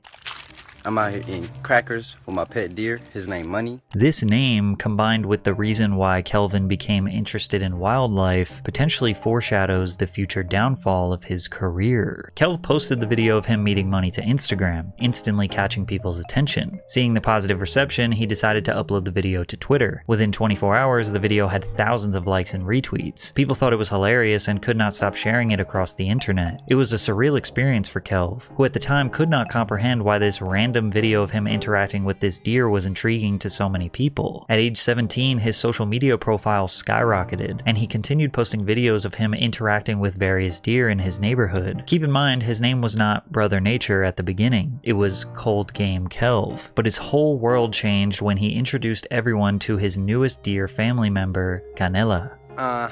Y'all know what the heck going on, man.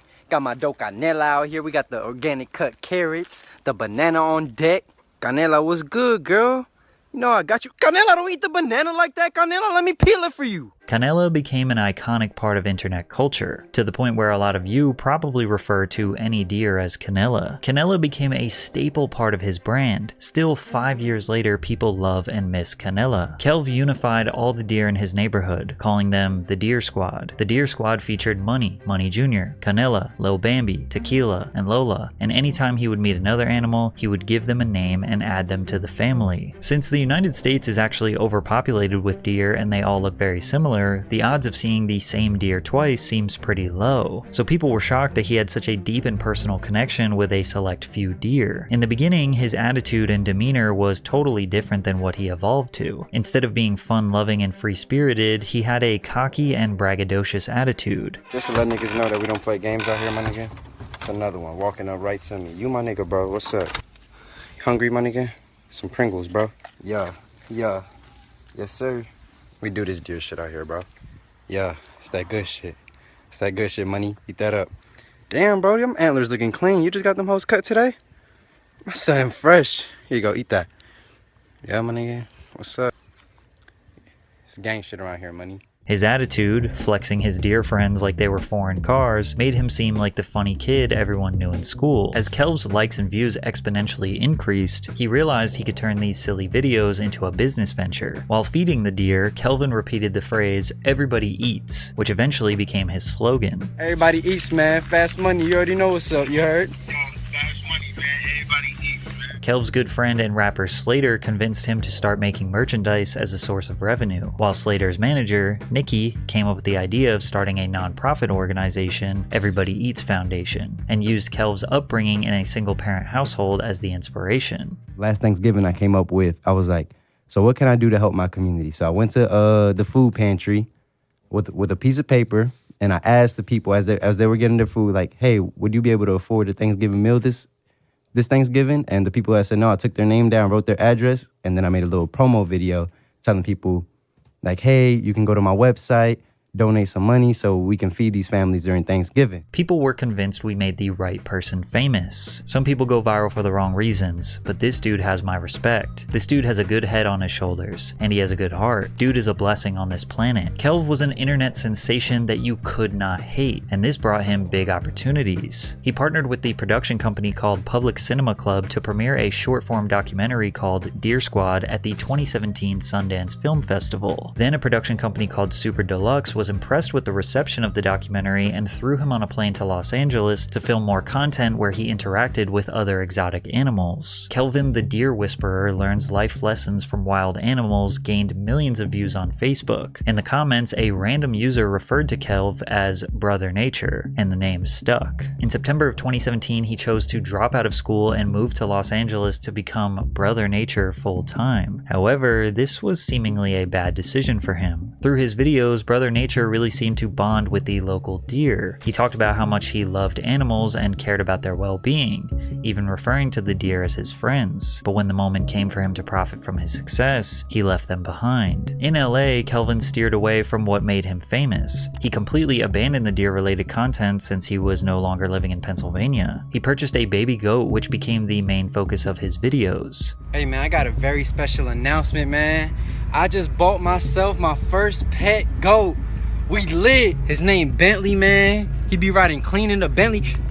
Bentley, why do you be flexing like that, bro? From here, Brother Nature pushed out a variety of different content. He even began uploading vlogs to YouTube. However, his upload rate was not consistent and the views barely reflected the success he was receiving on other social media platforms. He focused a little bit more on posting his lifestyle in LA rather than animal-related content, which may have made him seem less genuine. Brother Nature was randomly dragging this goat around LA and treating it more like a pet. He failed to realize what made him so interesting in the first place, the lore behind all the deer and the wholesome sharing of food with them. Noticing that his views were dropping, Kelv decided to move back home to Pennsylvania in May of 2018, just 8 months after living in LA, although he claims he moved because of the toxic environment in Los Angeles. After he returned home and started uploading content with the deer in the area, he saw a career resurgence. Him being back with the deer was where he belonged. Fans were indulging in his life with Canela and the Deer Squad again. A lot of the deer even had their own Instagram pages. Brother Nature was back in his element, and on top top of the world. He grew to well over 1 million followers and garnered even more fame than before, but some controversy was about to tarnish his reputation. In October of 2018, a few months after Kelv's viral comeback, several controversial tweets resurfaced in which he used anti-black and anti-Semitic language. He was 12 and 13 years old when he made these tweets, but they still had an effect on his public reputation. The story was covered by various major news outlets like the Huffington Post, Business Insider, Daily Mail, and dozens more. Kelv's squeaky clean image was tainted and he lost several bookings and brand deals at the time, including a potential appearance on Dr. Phil. He posted a note to Twitter apologizing for his language and moved forward. Some people immediately forgave him since he was so young, whereas others unfollowed him forever. From there, he was seemingly back and forth from LA and truly traveling all over the country. Brother Nature did not fit the image of your typical wildlife personality. Typically, these personalities are unapologetic conservationists who spend all their time in the wild. They also typically attract political attention, often shining light on many of the various laws and regulations that allow humans to destroy animal species in the environment. Kelv liked to travel the world, party, and live an upscale lifestyle. Sure, he discussed his conservation and charitable efforts, but he also posted himself rocking designer clothes and flexing luxury cars. He even dabbled in modeling. Also, his close friendship with Slater makes it seem like he was interested in indulging the lavish life of a rapper. It was unclear what his intentions were. Was he trying to be a serious wildlife personality? Was he trying to make silly videos with animals for social media? Or was he trying to make money on the internet and this was the only thing that was working? Because it was now the end of 2019 and Brother Nature kinda just seemed like any other influencer who hangs out with celebrities and has this little side hobby of posting about animals. Like the dichotomy of him being a wildlife influencer but then wearing brands like Prada and other designers who use real animal skin and potentially abuse animals for profit in their products lost him respect to real conservationists around the world. But it was one night in Miami while he was living the high life where his whole career was about to change for the worse. In December of 2019, Kelvin visited Miami, Florida for a beach cleanup event. He was partying heavily every night at various clubs on a week-long bender. On the night of the 6th, videos surfaced on Twitter depicting him being violently hit and kicked in a sandwich shop as bystanders looked on. People on social media initially assumed Kelv was attacked unprovoked, and an outpour of sympathy erupted. How could someone possibly beat up sweet old Brother Nature? But as more details emerged, they started to believe he was the one at fault. Kelvin went into La Sandwichery, drunk,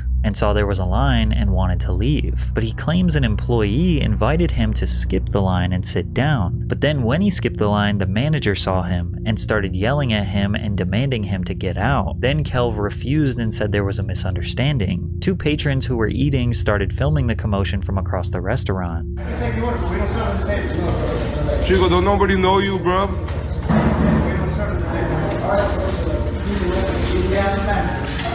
Kelv went over demanding them to delete the videos or else. They made it very clear they were willing to fight him and told him to back off. He pulls out his phone and says this. Dead man, dead man. Kelv then leaves the restaurant before getting into his car, and he has two options here. Leave the restaurant and accept the fact that it's not worth it to fight two grown men who were filming you during an extremely mild misunderstanding, or go back in there and fight them to prove only let people film you without their approval. The video then cuts to him getting beat up in the parking lot, so evidently he chose to fight, but he lost, and now his ego was shattered. So he decided to run back into the restaurant after his first beatdown and earn himself a second, much worse beatdown. I don't even know how much of these clips I can show because they're pretty brutal. Like, he's being kicked in the head and everything. He woke up the next morning and tweeted, "I know there's a video of me getting jumped. Everyone in the pizza shop literally just watched with their phones out and did nothing. Oh well." He initially received a ton of support and looked like the victim, but once the security video footage was released and Keemstar reported on the situation, everyone realized it was him who was in the wrong and instigated the entire fight. Put his set up. He went to fight, and he ripped up my shirt. My shirt got ripped. If you see, my shirt was all ripped. Okay. He grabbed me. It was just he can't fight. I guess I don't know that's his problem. I don't know whose problem that's his problem. Well, I mean, when people are drunk, people like to fight. I mean, that's like a common thing, and obviously, you know, he appeared pretty intoxicated from the videos. But now, judging off how viral his old tweet controversy was, surely this story was going to be even bigger news. But something much larger and unfortunately sadder happened the next day. Rapper Juice WRLD sadly passed away just one day after Brother Nature's sandwich shop squabble. So media coverage shifted away from him and only talked about this tragedy. I mean, don't get me wrong, people were still running to his comment section and calling him pathetic, a punk, playing the victim for starting a fight. The internet universally agreed that he was being belligerent, started the fight, lost, and then tried to act like he was innocent. His posts often had a few people stealing the top comment by saying, "We didn't forget." This tweet went viral a couple weeks after saying, "Brother Nature wanna handle every animal except for the elephant in the room." Since Kelv was clearly in the wrong, a simple apology of just saying that he was drunk, acted like an ass, started the fight, and got beat up would have likely gained him a lot of respect. It's hard enough to get beat up after starting a fight, but admitting it and apologizing to the world is also difficult. Instead, he just did nothing.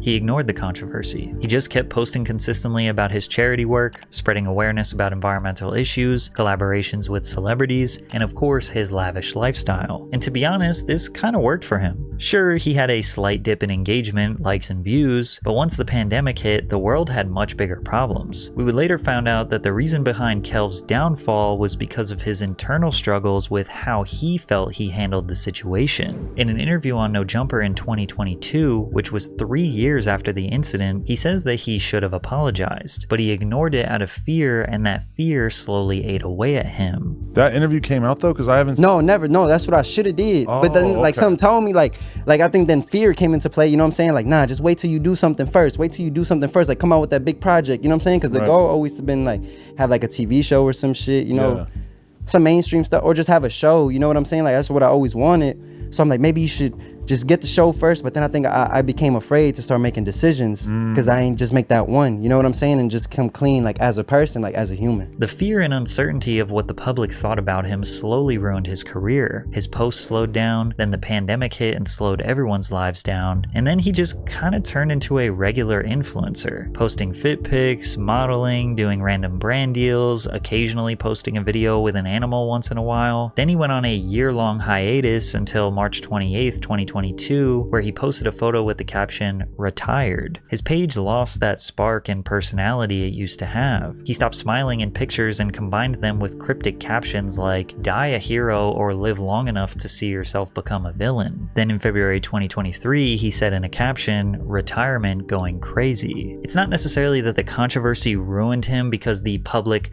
canceled him and decided to stop supporting him. It's that he, as a man, felt like he handled the situation wrong and couldn't feel that closure for himself. It then made him question his own intentions and career path in the first place. Was all of this just for money? Was it for clout? Did he genuinely have a mission to save and protect wildlife? There are still people in his comment section today, 5 years later, saying they will never forget what he did. But these types of trolls will always exist, and you have to just ignore them. I don't think people actually care that he picked a fight and lost. It's really his brand as a whole that was too middle ground, unfocused, and unclear. Like, it was easy to understand when he was just a kid showing love to his local wildlife. He could have transitioned to something like the Urban Rescue Ranch, who's run by a YouTuber named Ben. Ben runs his own farm, rescues animals, gives them silly names like his kangaroo named DaBaby or his prairie dog named Big Ounce. Ben documents their daily lives and his viewers develop relationships with the personalities of these animals. Kelv's content was always just handsome, nice guy meets wild animals. He never took a serious enough effort to become an expert in the wildlife field, because from there he could have collaborated with celebrities and educated them on the importance of wildlife conservation or something like that. His shtick just kinda ran out. He did not evolve. However, Brother Nature's story is nothing compared to Bam Margera, who has the most textbook story of celebrity self-destruction. Warning: the following video features stunts performed either by professionals or under the supervision of professionals. Accordingly, Patrick CC and the YouTube community guidelines must insist that no one attempt to recreate or reenact any stunt or activity performed in this video. Also, this video is in no way trying to glorify the life or lifestyle of the subject, but rather document it for educational and artistic purposes. Bam Margera is a skateboarding and pop culture icon who shaped the childhoods of millions of kids around the world. He could be the second most famous skater next to Tony Hawk. By the age of 21, he was already a multi-millionaire stuntman and professional skateboarder known all around the world. world before the internet. He basically invented the formula for viral stunt videos and pranks that are still used today, but none of this came without sacrifice. He put his family and friends through hell for money and fame. He developed multiple bad habits with you know what. He had complicated relationship issues with multiple individuals, and once he lost his lifelong best friend Ryan Dunn in a fiery car crash, his whole life spiraled out of control. Even in 2022, it's still looking bleak for Bam.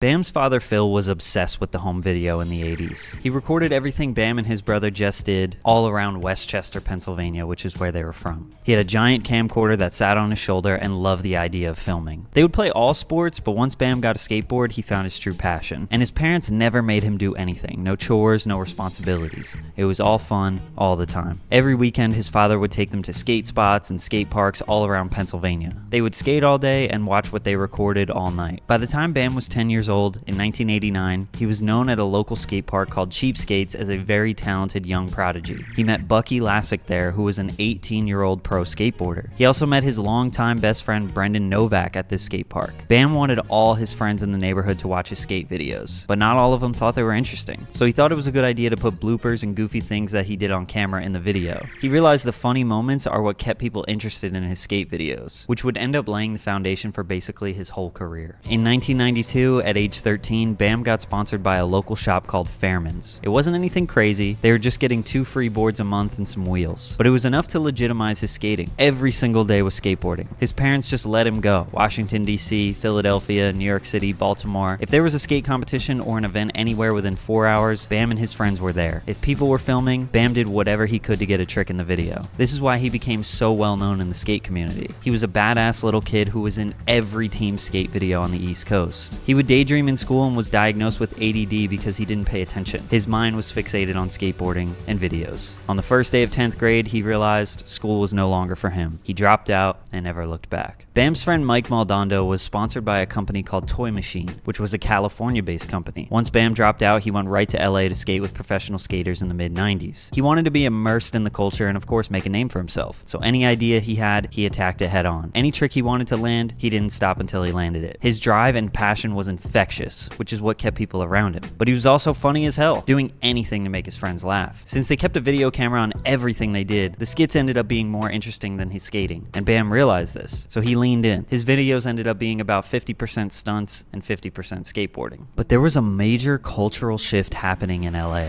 something called Big Brother magazine. Skateboarding had a big popularity boom in the 80s, but it didn't culminate to this big mainstream success right away. In the 90s, people weren't sure where it was going. Tony Hawk was basically the only skater making money from competitions and selling merchandise. But being a professional skateboarder was not a lucrative career. It really just became a lifestyle. And Steve Rocco, founder of multiple skate brands, decided this counterculture needed a publication. Big Brother magazine documented mostly skateboarding, but also anything that the mainstream wouldn't. Nothing was off limits, and it quickly built a cult following because kids adopted this sort of rebellious thing that their parents hated. It was raunchy, crass, and in your face. The lead editor was Jeff Tremaine, who was in charge of finding good stories and documenting them. He would just be around California and follow around skateboarders and document the crazy lifestyle that people were living. Back before the internet, people weren't documenting crazy stuff for views. They didn't make money off these things. They were actually just living crazy, rebellious lives because that's who they were. In 1996, Jeff Tremaine worked on putting out a Big Brother branded video called Shh, which followed the same format as a typical skate video but featured a bit more antics than normal, partying, naked people, and living a reckless lifestyle. The most famous skit was Wee Man painted all blue messing with people on the streets in LA. This video was such a huge success in local skate shops, and they immediately worked on the second one, which was called Number 2. This video was much more organized, way better skating, still depicted the crazy lifestyle but had better skits. Johnny Knoxville made his debut in this video where he performed multiple crazy stunts. The magazine and now both videos ignited a fire in Bam. He was already doing stuff like this, and now he knew there was a market for it. He knew he can compete and make something of the same caliber. Thus, CKY was born. By the way, double check and make sure you're subscribed. Might as well slap the like button and take a sip of water.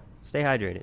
Bam had been making videos since he was a child, so his vision for what he wanted to create was easy. He just needed more bodies. Kids in the neighborhood wanted to be in his videos, but they couldn't skate, so they became his stuntmen. Trying to impress each other to see who could do the crazier stunt, constantly pushing the limits of what their minds could imagine and torment their bodies could handle. One of the most notable being Ryan Dunn, who would become arguably the whole reason Bam's life fell apart. They spent every day together coming up with crazy ideas that would get laughs out of people. When Bam turned 18 in 1997, he became teammates with Mike Maldonado, getting his first professional sponsorship sponsorship with Toy Machine. Shortly after came a Thrasher cover, an official part in their video, and he was certified in the skate world. In March of 1999, 20-year-old Bam Margera would do the biggest thing he had ever done. Land Speed presents CKY. Finally, all those videos of Bam and his friends f***ing shit up and skateboarding made it into a production. But the way Bam edited the film was actually so forward-thinking, because they cut out all the fluff. It was just crazy moment after crazy moment. It was basically like a fails compilation or a people doing stupid things compilation way before YouTube ever existed. CKY was the name of his brother's band. The video served multiple purposes. It was to promote the music, and it featured a ton of music from his brother's band. It was to show these crazy stunts from his friends, and of course gnarly skate clips to show off Bam's skating. Land Speed was the name of a skateboard wheels company, which was owned and distributed by Tum Yeto. Tum Yeto also owned Toy Machine, so Tum Yeto did the distribution for this movie in as many skate shops around the country. It was a huge hit. Bam was getting recognized at every skate park he went to and started to become a bit of a celebrity. It made him realize that he never actually looked into the financial aspects of the film, because Bam wasn't making that much money from it, but he was being recognized all over the country. Turns out, Todd Swank, owner of Tum Yeto, was ripping off Bam badly. To what degree, we don't know. But we do know that Bam left Toy Machine because of this,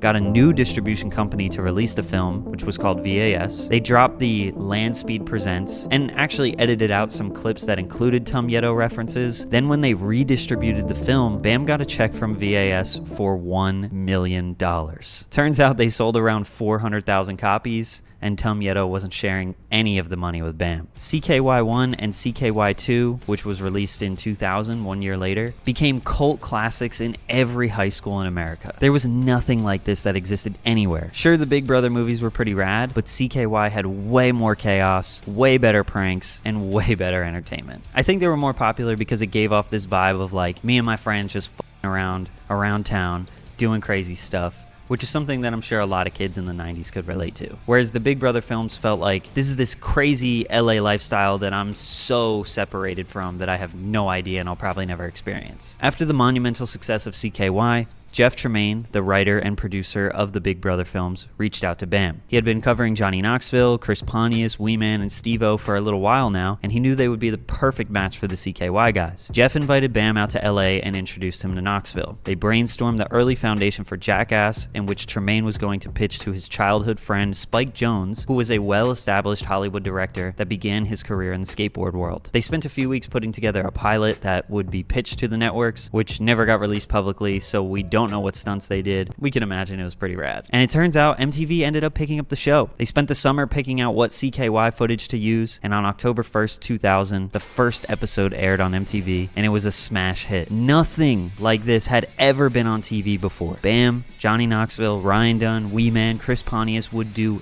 anything. Any stunt, anything that would cause serious pain. Nothing was off limits. Within 2 weeks, the ratings were higher than any MTV show in history. That same feeling kids around the country got from the CKY videos was now amplified by millions all over the world. Bam's whole life changed. In the blink of an eye, he was suddenly the king of Westchester. Everyone wanted to be friends with him once they saw he was on TV. It was reported by Steve-O that the early days of Jackass, stuntmen would get between $200 to $500 per stunt. So MTV was raking in millions, and the guys weren't. But Bam was. He was still making a killer amount of money from the CKY videos. By 2002, they released 4 CKY movies and different box sets, which would go on to sell over 1 million copies. So if the DVDs were $10, which was cheap at the time, that's about $10 million. Bam was driving around in brand new cars while Steve-O was doing stunts for $300. It was also in 2000 when Bam met Tony Hawk at the Tampa Pro Skate Competition. Tony invited Bam to go on his national skate tour and to be in his video game Tony Hawk Pro Skater 3. So with Bam being on Jackass, the most successful MTV show, CKY videos selling out all over, becoming a wildly successful indie film, and kids playing as him in one of the most successful video game series of 2001, basically he was on top of the world at age 22. At this point, his father, Phil Margera, quit his job as an Acme grocery store baker and became his accountant full-time. Managing his finances was his new career that he still does to this day. Paramount Pictures decided to make a budget for the Jackass movie in light of all the TV success. In October 2002, Jackass the movie hit theaters. Though controversial, the film had a budget of about $5 million and grossed $79 million worldwide in its first week. It was safe to say this was a massive hit. We don't know what types of deals were negotiated. I believe Johnny Knoxville made the most most since he was producer, but I think it's safe to say the money was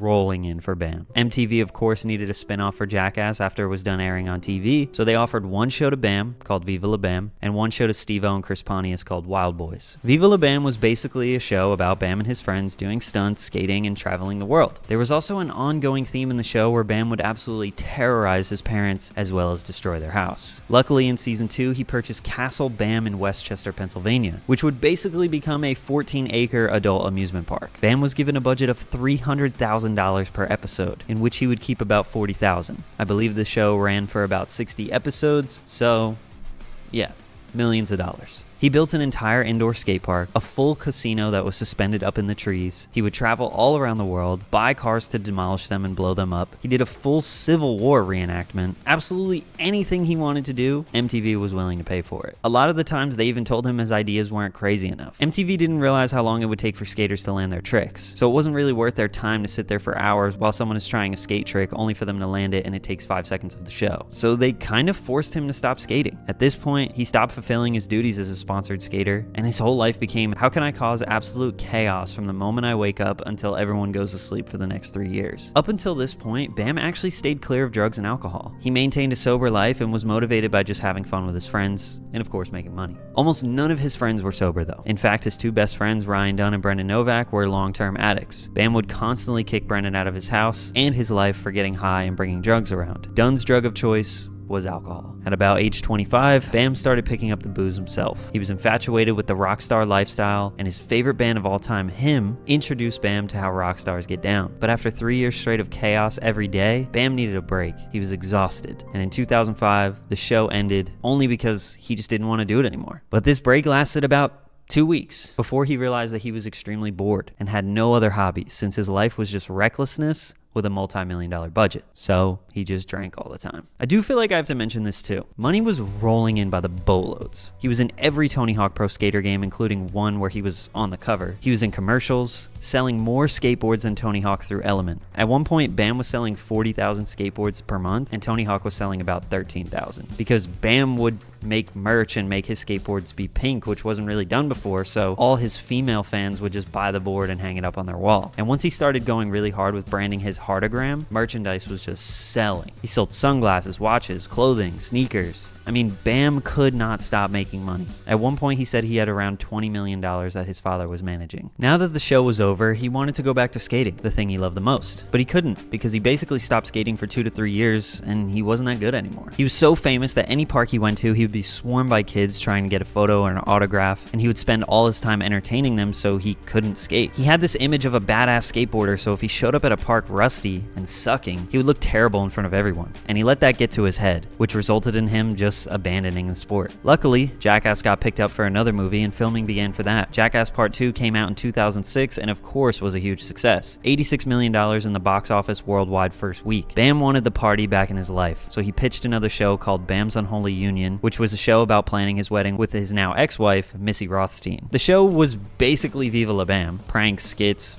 shit up, but with another side where his wife and mother April were planning the wedding. His relationship with MTV would end during season 1 because they wanted him to get his wife pregnant so they could have a plot for season 2. Bam freaked out on them for wanting him to bring a literal human in the world just for financial gain. So in mid-2007, Bam was 28 and had no more daily chaos in his life. Well, technically. He basically kept living the Viva La Bam lifestyle, except he wasn't getting paid for it. Random people would show up to Castle Bam to hang out, get drunk, and party. And if Bam was out of town, traveling for business, or in Europe, people would just throw parties at his house. He was very liberal with the gate code, so everyone knew it. Plus, the county and the town and all the cops in Westchester knew about his craziness after them filming the show for 5-6 years at this point. So it wasn't weird to have 100 people partying at his place. He filmed an indie movie called Where the F is Santa, which was basically an extended Bam's Unholy Union episode with pranks and all the same nonsense that he had been doing for over a decade. Not sure what the success was for this film, but it was clear that Bam could not move on from the life that he had. He wanted to just keep doing another movie or another show that consisted of the same chaos and rebelliousness that ensued since he was 20. Then in 2009 came another CKY indie film called Ming Hags, which again was just Bam trying to recreate a moment that wasn't there anymore. I mean, sure, his fans loved it, but I'm also sure most of y'all never knew this existed. He managed to land another TV show on Spike TV called Bam's World Domination, a show with him and Ryan Dunn, which aired on Spike for one episode, one evening at 11:30 p.m. on a Wednesday, which happened to be 2 days before the Jackass film. It was a hilarious episode and had a ton of potential, but nobody really knows why it didn't continue. Luckily for Bam, Jackass was back for another film, Jackass 3D. So he was filming that for all of 2009, which would release in October 2010 and would be the most successful Jackass yet. $171 million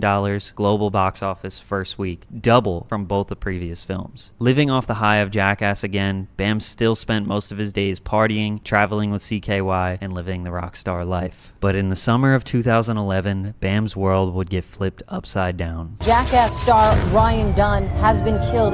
Dunn's Porsche might have been traveling as fast as 130 miles per hour. Fellow Jackass star Bam Margera was actually in Arizona when he got the call. He said shook his world, informing him that his best friend, he considers his brother, was killed in a fiery crash. Bam's best friend, since he was 10 years old, passes away. Ryan Dunn was his creative partner. He was there for everything. Whenever Bam had an idea, he discussed it with Ryan. If he wanted to film a stunt, Ryan was the first guy ready to do it. He had spent the past 15 years attached at the hip with this man. He basically was the only true friend who stuck with him through all the ups and downs. Now, he was gone. This would be the beginning of the downward spiral that Bam still has not figured out to this day. Bam did a lot of press immediately after Ryan died. I guess he felt the need to talk about it, like he needed to get something off of his chest. He was doing radio interviews and podcasts like a week after Ryan passed. He also made some public appearances in 2011 where he seemed to be okay, but these days were dark for him. He would lock himself in his basement just watching old footage of him and Dunn, getting drunk and not talking to anyone for weeks at a time. He started working on a movie, which was a tribute to Ryan Dunn, which still never came out. He still wasn't skating, and the only time he would go out of the house was to the bar or on a CKY tour where he would perform some of their songs. He went through a divorce with his wife in 2012, which I can imagine was a direct correlation to losing his best friend. In 2013, he started to gain a lot of weight, officially touring with his own band called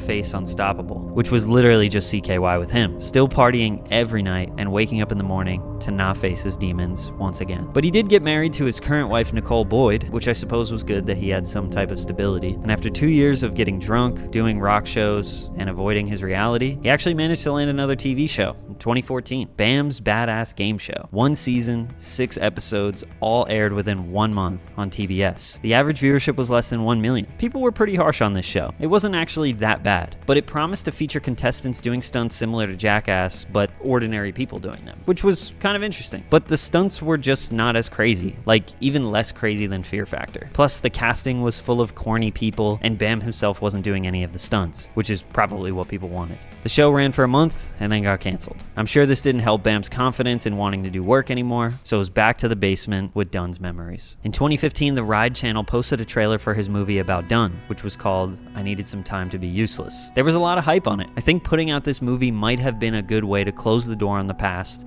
and move forward with his life. But what actually happened was it kept the salt on Bam's wounds while making it. He couldn't ever perfect the movie nor finish it. In a 2017 interview, he talked about how he still couldn't finish the movie because the end of the movie needs to be Bam moving on with his life and not to repeat old patterns. But that is not his reality still to this day, which is why this movie still can't come out. Also, in case you were wondering, Castle Bam was still a never-ending episode of Viva La Bam. He kept drunks and addicts sleeping all over his house and partying every night just to relive the old days. The only problem was none of these people were his actual friends. They were going nowhere in life, and Bam had enough money to buy them whatever they wanted. The movie never came out, and Bam had made the best decision of his life sometime in 2016. He was finally fed up with the way he was living and the way he looked. He moved to Estonia with his wife, left everyone he knew back at the castle, and spent 6 months there losing weight and getting healthy. He then moved to Barcelona where he was going to learn how to skate again. At this point, Bam had barely even skated for the past 10 years. He had to relearn everything, and he couldn't be drunk while he was doing this either. He remained sober for about a year while relearning his first passion. Keep in mind, at this point he's 38, so he wasn't going to be as good as his 20-year-old self. There were some tricks he was just not going to be able to ever do again. In 2017, he moved back to the States and did a lot of press. He seemed to be in great spirits. He seemed to be sober. He was skateboarding again, and it was looking like Bam closed the book on the past. His mother, April, had the idea of putting Castle Bam on Airbnb while he was in Europe, so she spent the whole year getting it ready to put it on the rental market. It was a huge hit immediately, and she got it booked for about a whole year straight. Bam didn't love the idea, but once it became successful, he was okay with it. At the end of 2017, Phoenix Margera was born, which was his first child. So now he was back in Westchester with a new home, a new child, and a fresh outlook on life.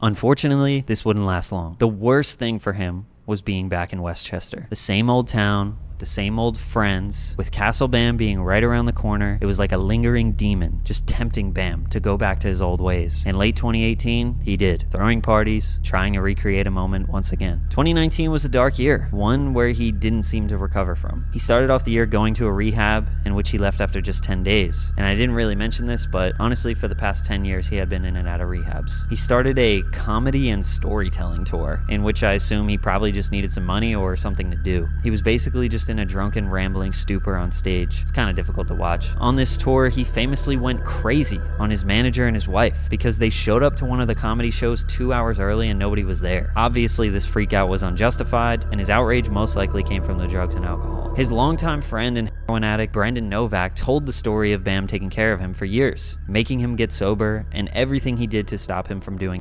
But now the roles are reversed. Brendan is sober and getting his life together, and Bam is the one who can't stop. I also haven't mentioned this at all, but Bam has an unhealthy relationship with Instagram. He basically posts all facets of his life on there since 2012. You can tell when Bam is going through a rough time just based on what he posts on there. The comment section is constantly filled with people begging him to get help or begging him to stay sober. I could make a 3-hour video on just his Instagram. Summer of 2019, he claimed he was fed up with living the way he was, and the only person that could help him was Dr. Phil. Dr. Phil, I need your help in a big way. His Instagram turned into a place to share his manic episodes. He did get on Dr. Phil, but it was pretty pathetic. It was evident that he was a spoiled kid who got everything he wanted in life. Yeah, he did work hard, but his parents never told him no. Nobody ever told him no. He never grew up, and truthfully, he didn't want to. His parents have been managing his life literally since he was born. He attended another rehab in 2019, and this is where Jeff Tremaine approached him about Jackass Forever. Jeff made him sign a wellness agreement basically stating that he would remain off drugs and alcohol during the filming of the new movie. Bam agreed and signed the papers. Although he wasn't cured after rehab and Dr. Phil, it seems like the Jackass team was committed to keeping him sober, and Bam probably wanted the $5 million salary from the movie, so he held it together. Apparently, he had to blow into a breathalyzer 3 times a day and do random drug tests multiple times per week. Throughout 2020, it seemed like he was keeping it together for the most part. With the strict rules from the Jackass film, I'm sure it was hard to get around them. But in the beginning of 2021, he was fired from the film. Bam allegedly was on a road trip and took an Adderall, which was a drug that he was prescribed, yet also addicted to for many years. I've been on Adderall for 13 years, 2 a day at 20 milligrams, and they don't want me to take it anymore, and I found myself sleeping all day. Well, I found a loose one in my car on my road trip, and I took it. He had to go to an urgent care that day to fulfill Jackass requirements and take a drug test, but he knew he would fail. He skipped the test and checked himself into a Florida rehab instead, but this wasn't good enough. He broke the wellness agreement, so he was fired. Bam's response was in a now deleted rant on Instagram. Who the cares if I'm drunk as hell or not anymore? One of his main arguments was that Jackass was always filmed while the guys were drunk and on drugs, so why is now any different? He doesn't seem to understand that now they are all much older, in their 40s, and it's time to grow up. Jackass coming back means the new gimmick is that a bunch of old guys are doing stunts, not crazy 20-year-olds. They're making the film for the money and nostalgia, not to ruin their lives again. But Bam has his parents still taking care of his finances and responsibilities. He always did whatever he wanted, and had everyone else handle the hard stuff. He still thinks he's a kid. He broke the wellness agreement. Simple as that. Now you have to face the consequences. It's really unclear how his year was going after this. When times are rough, he deletes all the comments from his Instagram and posts throwback pictures. That's usually a sign that he has his phone taken away. He did file a lawsuit against Paramount, Jeff Tremaine, Johnny Knoxville, and many others associated with the film, claiming that he was forced to sign this wellness agreement that led to psychological torture, and that they fired him to steal his creative input and save money on the film. Jackass was once 50% CKY members and 50% Big Brother LA members. Now almost nobody from CKY are on the film. After the lawsuit and the antics in the beginning of 2021, he did a little bit of skating with Thrasher and even collaborated with Danny Duncan. But for the past 6 months or so, his Instagram has just been a bunch of throwback photos with the comments turned off. His wife recently filed for full custody of his child, but not a divorce, which I don't really know why or what that even means for their relationship. Addiction is a vicious cycle, and it may seem like I was being hard on Bam, but truthfully, I feel for anyone struggling with addiction. It's something that's impacted my life a lot. We aren't really sure where Bam is at today. Maybe in a rehab, hopefully accepting that his life has changed a lot. I think quitting skateboarding due to his ego of not being the best anymore was one of the worst things for him, because now he is too old and out of shape to do what he once could, which prevents him from staying focused. He has tons of real friends out there, Steve-O, Brendan Novak, Rab, that will actually help him get better and be a positive influence. But you have to want to get better. He needs to accept that the Viva La Bam days are over. It's time to grow up, kick everybody out of Castle Bam, and be a father to your son. He could still get into producing movies or directing, maybe working with aspiring skaters or stuntmen. It could be a healthy thing to focus on as long as drugs and alcohol aren't involved. He has plenty of money. His father did right by him managing his finances, but one day, his father won't be there. Bam will need to figure out how to manage and budget his life. I genuinely hope Bam figures out his sobriety. He was a staple of many of our childhoods, and he changed skateboarding forever. He molded the recipe for viral stunts and videos that have dominated the internet for the past 20 years. He literally created culture. I do believe he still has a lot to offer to this world, but right now he needs to focus on closing the door on the past and putting his health and his family first. I wish the best of luck for you, Bam. Things are going to get better. If this is your first time watching the channel, I upload 2-hour-long compilation videos about celebrities and pop culture every week, so consider subscribing. And of course, drink water.